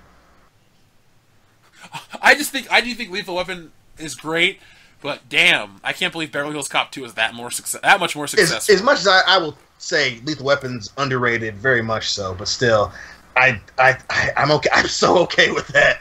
I'll take $90 million surplus on that shit. Oh, fuck yeah. Here's a movie that Loudy loves, and I'm only mentioning because he only talks about this movie. Is Over the Top. That's from 1987. Yeah, I recently watched that, and like that fucking kid needed to die when he ran out of the truck. Sir. That's all he says God. in the movie. That kid needed to die. All right, Nick. Here's a movie you love: Evil Dead 2. Oh, fuck yeah. Yes. God, yes. That was 1987. Creep Show 2 was 1987. There were just a bunch. Yeah, of and great Creep Show 2 is one with the oil monster in the lake. We also can't forget Spaceballs. Yes. Great movie. Hello, my baby. Hello, my darling. RoboCop. Yes. Dead or alive, God. you're coming with me, creep. Your move, punk. He doesn't say creep. What Arnold Schwarzenegger movie came out in 87? Was it The Running Man, or was that 88? I think Running Man was 87, I want to say. Oh, okay. When was Terminator I'll just look it up real 1? quick. 84. Yeah, okay. Yeah, Running Man was November 13th, 1987. Those are just the movies on the list from 87. Great movies. Let's even go further back to 1982. E.T. came out. Fuck that movie. I've never seen it, but I never want to. That was the highest grossing film of the year with $359 million. 1982 money, god damn. Yeah, that actually was the most successful film ever. It beat out Star Wars. Ooh. Rocky 3 was the fourth highest grossing film with $124 million. Then Porky's, tons of bush shots, made it in the top 5. That's a world I want to live in, of 1982, when a movie about gratuitous bush shots is your fifth highest grossing film of the year. Come on, if you were to time travel, 1982 is the year you'd go back to. No, okay, I'd go back to 82 and I'd invest in Apple stock. There you go. Honestly, if I could time travel one time, but I could come back, I would go to the future. I wouldn't want to go back to the past. We already know what happened. I'd like to go to the future and be like, oh, I know what's going to happen in 1,000 years. I'd go back to year 0 where I could rape cave women and not have to worry about the police. You could go to, like, medieval London and do that, and they're more evolved. Their teeth are all bad, and ugh.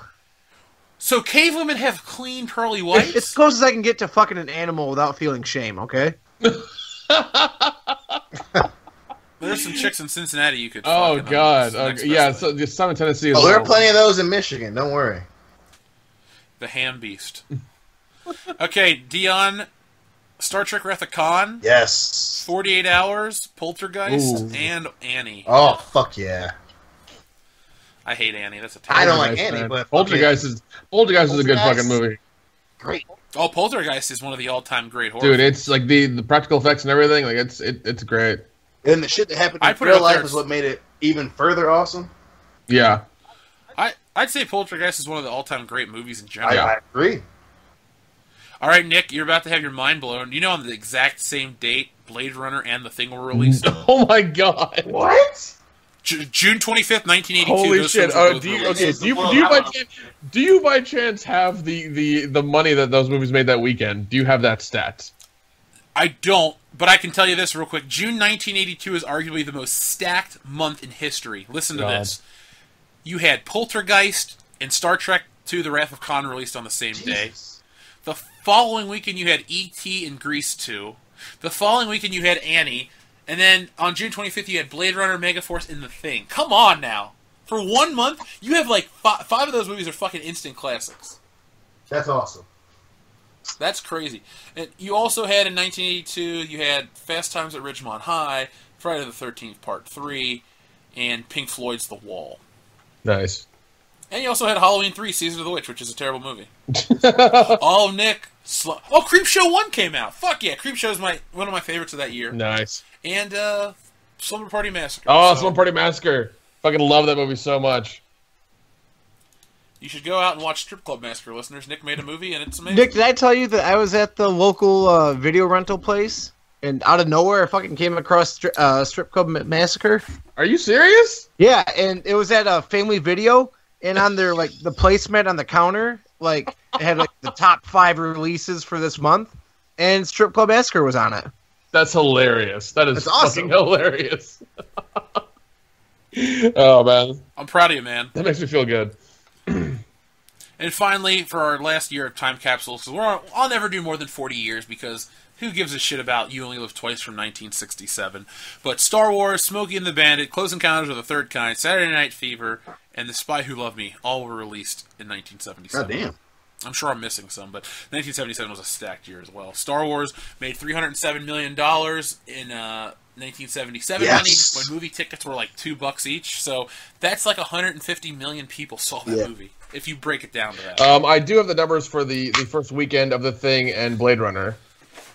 All right, let's Blade hear Runner that. won, unfortunately, with $6.1 million. The Thing had $3.1 million. Now, if you have a second, could you tell me how much money E.T. was making on those weekends? Let's see, I know I can look that up. Because to me, that Let's see, E.T. weekends. Let's see, let's look this. First weekend was 11.8 million. It didn't drop off until like the 8th weekend or something. It was ridiculous. You know, I read a stat online that Beverly Hills Cop, I think, is the 3rd longest #1 movie. The third for the consecutive #1 weekends. Beverly Hills Cop is like number 3. Like that movie has like ridiculous stats. No, it was a everyone's fucking like, oh, crazy, out of left field, but fantastic movie. It made so much money and it was great. I mean, it just so happens to be one of my favorite movies. Yeah, that movie made $316 million on a $15 million budget. Yeah, Damn. That's what I want, you know? Like, that made more than Star Wars, technically, in its original run, and the budget was only a difference of $4 million.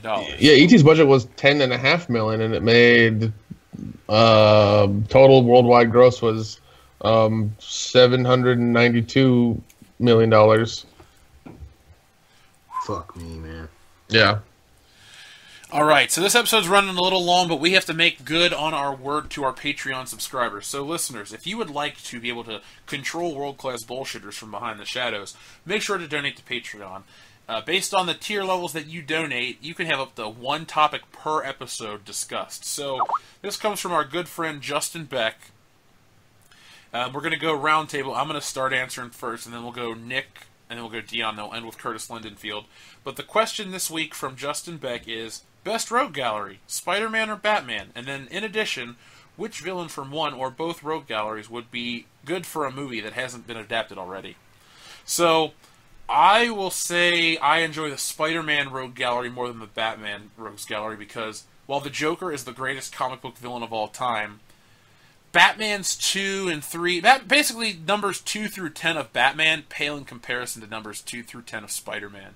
Because Spider-Man, if you know the character, more so than just the film, like Spider-Man has a really rich backstory, and all the villains have a rich backstory too. So you got Doc Ock, you got the Green Goblin, Venom, Kraven the Hunter, Shocker, Electro, Carnage is okay, the Rhino, the Scorpion. There's just tons of really cool villains that are interesting.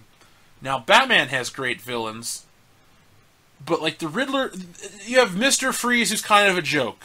The Joker's amazing. The Riddler's okay.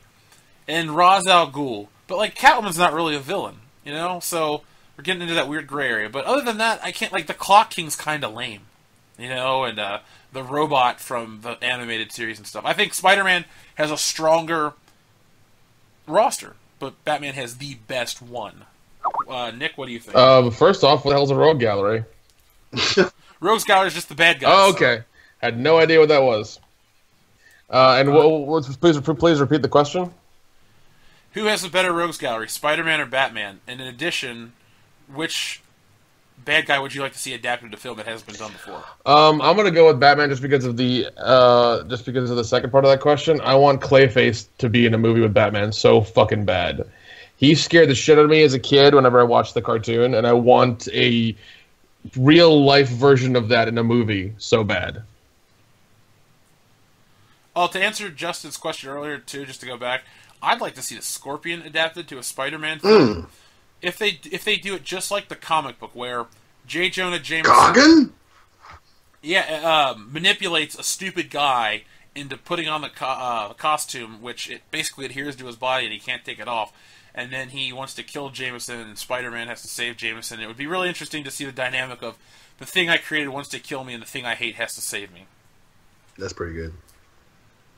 Dion. God, this is so hard for me. God damn. Oh, shit. I'll start by saying I think they both have the best group of villains for their respective universes, but I think I'd have to go with Batman. Obviously, I love the Joker. I love Ra's al Ghul. I love Clayface. I love Two-Face. I do enjoy Mr. Freeze. But also, if I had to pick one that hasn't been adapted, I'd have to go with Deathstroke. I think the guy who, thinks that he's better than Batman, and I would love to just see a Deathstroke movie. I really would. For me, Batman barely beats Spider-Man, because even though you have the Joker, you still have Doc Ock, and goddamn, I'm gonna stick with Batman. Sticking with Batman. You're gonna get to see Deathstroke in a movie soon. I hope so. That wasn't the dude from True Blood or whatever. Joe Palantino, whatever his name is supposed to be. Mr. Sophia Vergara. Yeah. Shit, you can call me Mr. in my wife's name if I'm married to a woman. That's fine. Agreed. Shit. All right, Curtis Lendenfield. Gotta go Batman. You guys have thrown out all the names, but I mean, Joker, Two-Face, Poison Ivy, Mr. Freeze, Penguin. I consider Catwoman a heel sometimes. Clayface, just a lot of big name characters that were popularized in the films and in the 90s cartoon or whatever. However, for the second part of the question, I would like to see Kraven the Hunter in a Spider-Man film, simply based off of all the conversations that Jeff and I have had. That's what I thought he was going to pick. Yeah, that kind of threw me back when Jeff didn't pick him, because I just remember when we were at college, you telling me the backstory of Kraven the Hunter, and it sounded really mature. Like he is just out for his biggest hunt, and his big game this time is fucking Spider-Man, and he just wants to kill him for the sport of it. And I remember you being so impassioned when you told me that story that I was like, fuck, I don't know who this character is, but I want to see him.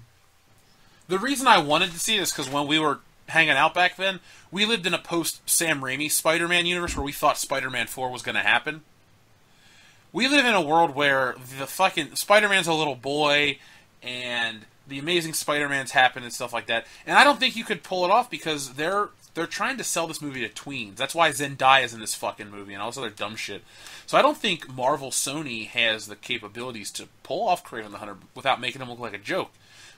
Plus, the story I want to see is where he kills himself. So that would take a while to adapt that, but I would love to see if you said what's the one storyline you want to see adapted, Kraven's Last Hunt, hands down. To me, that's the best Spider-Man story, and Spider-Man's my favorite character, so that makes that my favorite comic book storyline.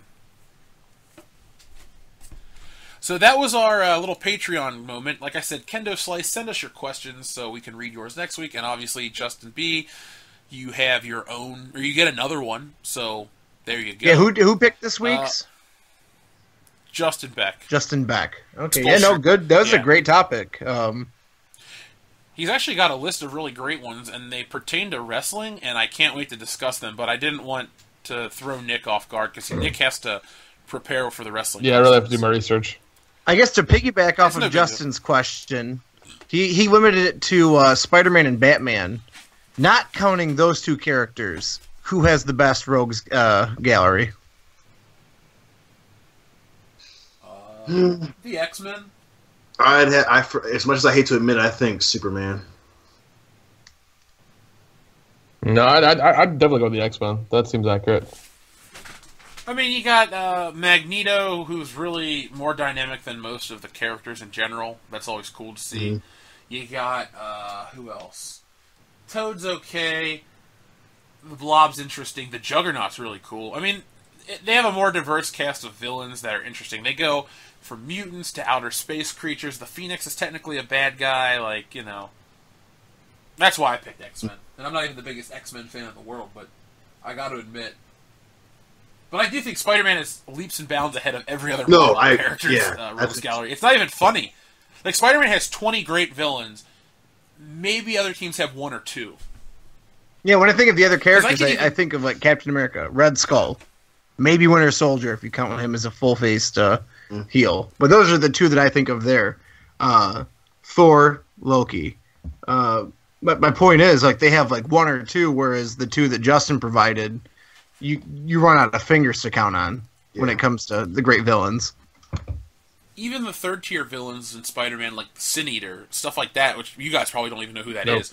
That's a cool villain. Like, he's just a dude with a shotgun and a fucking ski mask that would go in and blow people away. And Spider-Man had to chase him down. And, like, Spider-Man wasn't even able to save this cop that he was trying to save. It was a really cool story. Yeah. And that actually led to the creation of Venom, because Eddie Brock, as a news reporter, faked the Sin Eater story to try to get a promotion.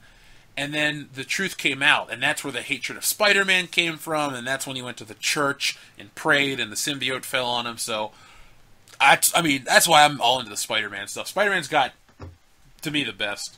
I guess because I've read almost all the Spider-Man books, too, so I have a much wider knowledge of that. I know the Batman villains, but I don't know. They've been done in so many different forms that they don't have, like, a true essence anymore. Like, we've seen Two-Face in live action twice, as well as a couple cartoons, and then there's the comics version. Catwoman ranges from a joke to a serious character. So, Spider-Man has only really had, like, one or 2 versions of each character, and that's why I picked it. So, over on the comments from last week's episode 74 of World Class Bullshitters, where we reviewed Wonder Woman, I don't see many questions, but I do see a lot of comments. This one comes from Derek Nelson. He says, I was listening to Collider one day just for the news on TuneIn when my data slows. Anyway, John Campea was flipping his shit, and this is relevant, that's why I'm reading it. John Campea is a shitty guy. And almost crying because studios were thinking about not doing early screenings because they say what you guys do. Reviewers for Rotten Tomatoes is like an echo chamber and not doing actual good for movies. Your thoughts? Well, Derek, I personally agree. When someone has a financial gain when reviewing a movie, I don't trust them. Unless they're, like, firmly established and no matter what. Like, Siskel and Ebert, they could shit on the greatest film ever and it's not going to hurt their credibility. Yeah, exactly.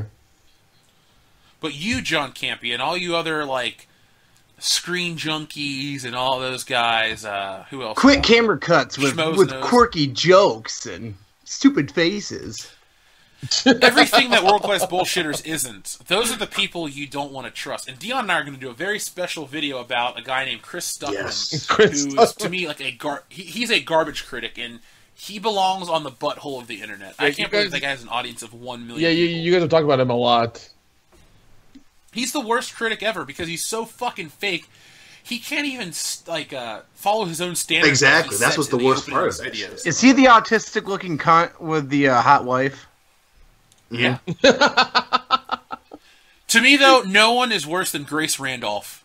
She's the worst person on the internet. I can't... Like, she should just disappear forever. I'm not saying she's got to die, but... You know what? Unplug your internet connection and go read a book and never stop. just disappear. I hate you. I fucking hate you. Yeah, and I understand that because, like... If they have something to gain, then obviously their opinion is biased, and then with the large fan base that they supposedly have, then they're basically wasting their money on a shit movie, and they have nobody to blame but themselves and who they look up to as being a unbiased reviewer. The echo chamber just doesn't help anyone; it just hurts everyone, including the audience. Eric Ward says there's 2 things missing from Wonder Woman. Linda Carter's big old titties. Yeah, Linda Carter was way hotter than Gal Gadot. Like, Linda Carter's on a whole other level. Is that just his comment? The 2 things are her 2 big titties? Yeah, and then he goes, back in the day, those voluptuous jugs were indeed a gift from the gods. Gal Gadot's titties are cute, but more like fried eggs than juicy ones. That's getting a heart. I love that comment. Thank you, Eric Ward. You're a good person. Andrew Hart lists his favorite Indiana Jones films as Raiders, Crusade, and Temple. Respectable. Yeah, he didn't mention the shitty one, so that's fine. That doesn't exist. Anyway, Andrew Hart also says, "Oh, my man, never disappoints to hear fantasies involving Christina Hendricks. Captain Jeff Falcon, show me a boob!" Oh my god, that dude. If there was an elite bullshitters club for the fans, that dude would definitely be up there on the list. He'd be welcome. David Cowell says he finds that Wonder Woman is a very average film, 5 out of 10. And then Chris Hansen says 9 out of 10, or at least you're... Sorry, 9 out of 10, at least, or you're a sexy female phobe. I think you meant to say sexist female phobe as a joke, but I guess you guys can find each other sexy. No judgment here. Yeah, the Chris Hansen, how about you take a seat, Chris Hansen? He actually has a picture of Steve from Blue's Clues as his icon, so I'm pretty sure it's the same guy. Now, Oggs for President actually brought up a good point about The Dark Knight. It kind of brings up a good question. I don't understand why the Joker wasn't blamed for Harvey Dent's killing instead of Batman. If Batman takes the blame, then Gotham's hope is still taken away. Yeah. Oggs, we'll do some Batman related stuff. You got a whole bunch of Spider-Man content coming, buddy, so I know you are excited. And by the way, I took your list of ideas you had for the show, and I'm gonna implement them into the podcast, so thank you for that. Geek Prime X says, "You guys are the only ones not sucking WB and the DCEU's dick, like everyone online is." Because while our name is World Class Bullshitters, we do try to have a modicum of trust with our listeners. To me, that's the most important thing, is that you guys know we're not agenda-driven or based in money. Like, no one's buying our opinions yet. Plus, we don't give a shit if they send us credentials to go see the goddamn movie premiere, which is all these other fucking critics care about. Yeah, because it's not like our movie reviews are making us all this money, or not even money, but like getting us views. Like, the movie reviews, I only make the episodes... the movie reviews episode numbers because people click on the brand of World Class Bullshitters. When I used to put out videos that were like, this movie review, and it was like a big deal, like Guardians or something, people barely clicked on it. It was like, who cares? Now this comes from a listener that I don't think really likes us, but they comment all the time, but whatever. This comes from Videa Vice 25. Gal Gadot was pregnant, so, ellipses, there's a lot of doubles and CGI to replace her. I don't think you've seen the movie when you posted this comment, because other characters that weren't Gal Gadot were fully CGI'd, like her mother when she's on the horse. Like, that's all CGI shit. So if you've seen the movie, you know that you're wrong, but... Yeah, what the fuck does that have to do with anything that we're talking about? Yeah, that literally has nothing to... And I promise I'm not going to go on a crazy rant about this, but you're the fucking problem. Yeah. That's an excuse. That's not an observation. That's an excuse. What the fuck does her... Even if that were true, they're stunt doubles to make you think it's Gal Gadot. They're not stunt. It's not, hey, here's Julie Andrews doing the movie. No, it's supposed to make you think it's Gal Gadot. That's an excuse. That's not a fucking observation. And what our criticisms are based in is there are movies that do CGI flawlessly. Wonder Woman didn't. That's the criticism. Not of her, if I need to sit and defend her fucking ass. It's the fact that the CGI artist did a poor job. So that's who you blame in this scenario. Lex Rage says, so can we say that Gal Gadot is an SJW icon, even if the movie isn't? And by SJW, I mean super Jewish woman. Well played, sir. Liquid Metal Pro says, Lex Rage, slow clap. I like that our fans are becoming friendly with each other, and there's an online community growing around this. Oh, yeah. Yeah, that's amazing. Speaking of friendliness, Jason Christopher Davis was probably the nicest comment I've ever read on this channel. Ah, back amongst friends. How's everyone been? Damn, man. I'm been good, brother. How you doing? Yeah, man. Ha! Gay.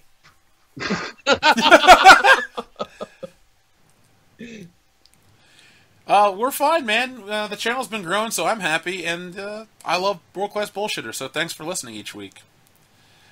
Reality's Frank remembers Botsmaster. The whole series is on 2Nova. I don't know what 2Nova is, but I might check it out just to watch Botsmaster. The Red Hood says he smells an agenda behind the Wonder Woman reviews. And Bryce Steelman, once I move out of my mom and dad's house, I'll Patreon. Thank you, Bryce. I appreciate that. Thanks, buddy. So last week's episode of World Class Bullshitters was not the most successful video we put out this week. My feminist agenda video about Wonder Woman is the most successful video. I think the catchphrase I used was what made people click on the video. You're too sexy for my cause. And if you don't know what that is, click on the video. But a really insecure, not even that ugly of a woman, is insecure about Gal Gadot's beauty. That just goes to show you that SJWs are never pleased, and you should never market to them because they don't buy your fucking products. I guarantee you this chick, this Christina Calderucci, didn't pay to see the movie. She got to see it for free in an advanced screening because she's a quote-unquote journalist. We got a better journalist on this fucking channel, so Hollywood, if you want some great reviews, come to World Class Bullshitters. Also, the Star Wars and the Power of Costume full exhibit tour. I went out and shot that. Check it out. I had a great time going. I had a great time narrating it, and it's doing okay. It's only got 400 views. The other videos are doing way better, so check that out. But it's fun. I filmed it in HD. You get to see everything that was in the exhibit in great detail. I'm going to go to the Facebook page this week and upload a gallery of all the still shots I took, kind of cross-promote it. You'll learn a lot about Star Wars, and if it ever comes to your town, go, because you'll love it. And finally, I just talked about the all-female-led Spider-Verse film, which is a terrible fucking idea. So, it's neither here nor there. The email isn't really got anything of note to talk about. Goop.com can wait for another week. We got a lot of tweets, but they're from Brian Lape, and Brian Lape will be on the show eventually, so we'll let him say what he has to say in person. So does anyone have anything they'd like to add before we put this baby to bed? Hey, look up Bush every day. I do. It's what I think about in the night and think about in the morning. Not really. I'm not that desperate. I actually don't think about anything while I'm falling asleep. I just pass out. Which one thing we will have to put on the channel is Jeff snoring, because it is the craziest and most hilarious fucking thing in the entire world. Hey, I got Phil snoring on this channel. God. During one of the commentaries we did? Yeah, I had to hang up the call on him because he's ruining it. I did feel bad too. Like, you guys can do commentaries and whatever and reviews. I was just like, Phil's gonna fall asleep during them all the goddamn time. Yeah, well, that's why I'm bringing back Ring Rust for those people. So, listeners, if you like Ring Rust, I'm creating a new separate channel, so not to mix wrestling and this shit, but we're going to put out a channel like that, so I don't know what it's called. I'll put it on the Facebook page. We'll make a Facebook page for it. Even if it only has 10 subscribers, it's there. So this has been episode 75 of World Class Bullshitters. Way longer than I planned. I thought we were on the course for a nice 90-minute episode. We've doubled that, essentially, so enjoy 3 hours of world-class bullshit. I've been your host, Jeff Hicks. Man with the plan, the original tan, your boy, Dion Green. I've been your friendly neighborhood Samoan. I don't love my wife. Trump's America!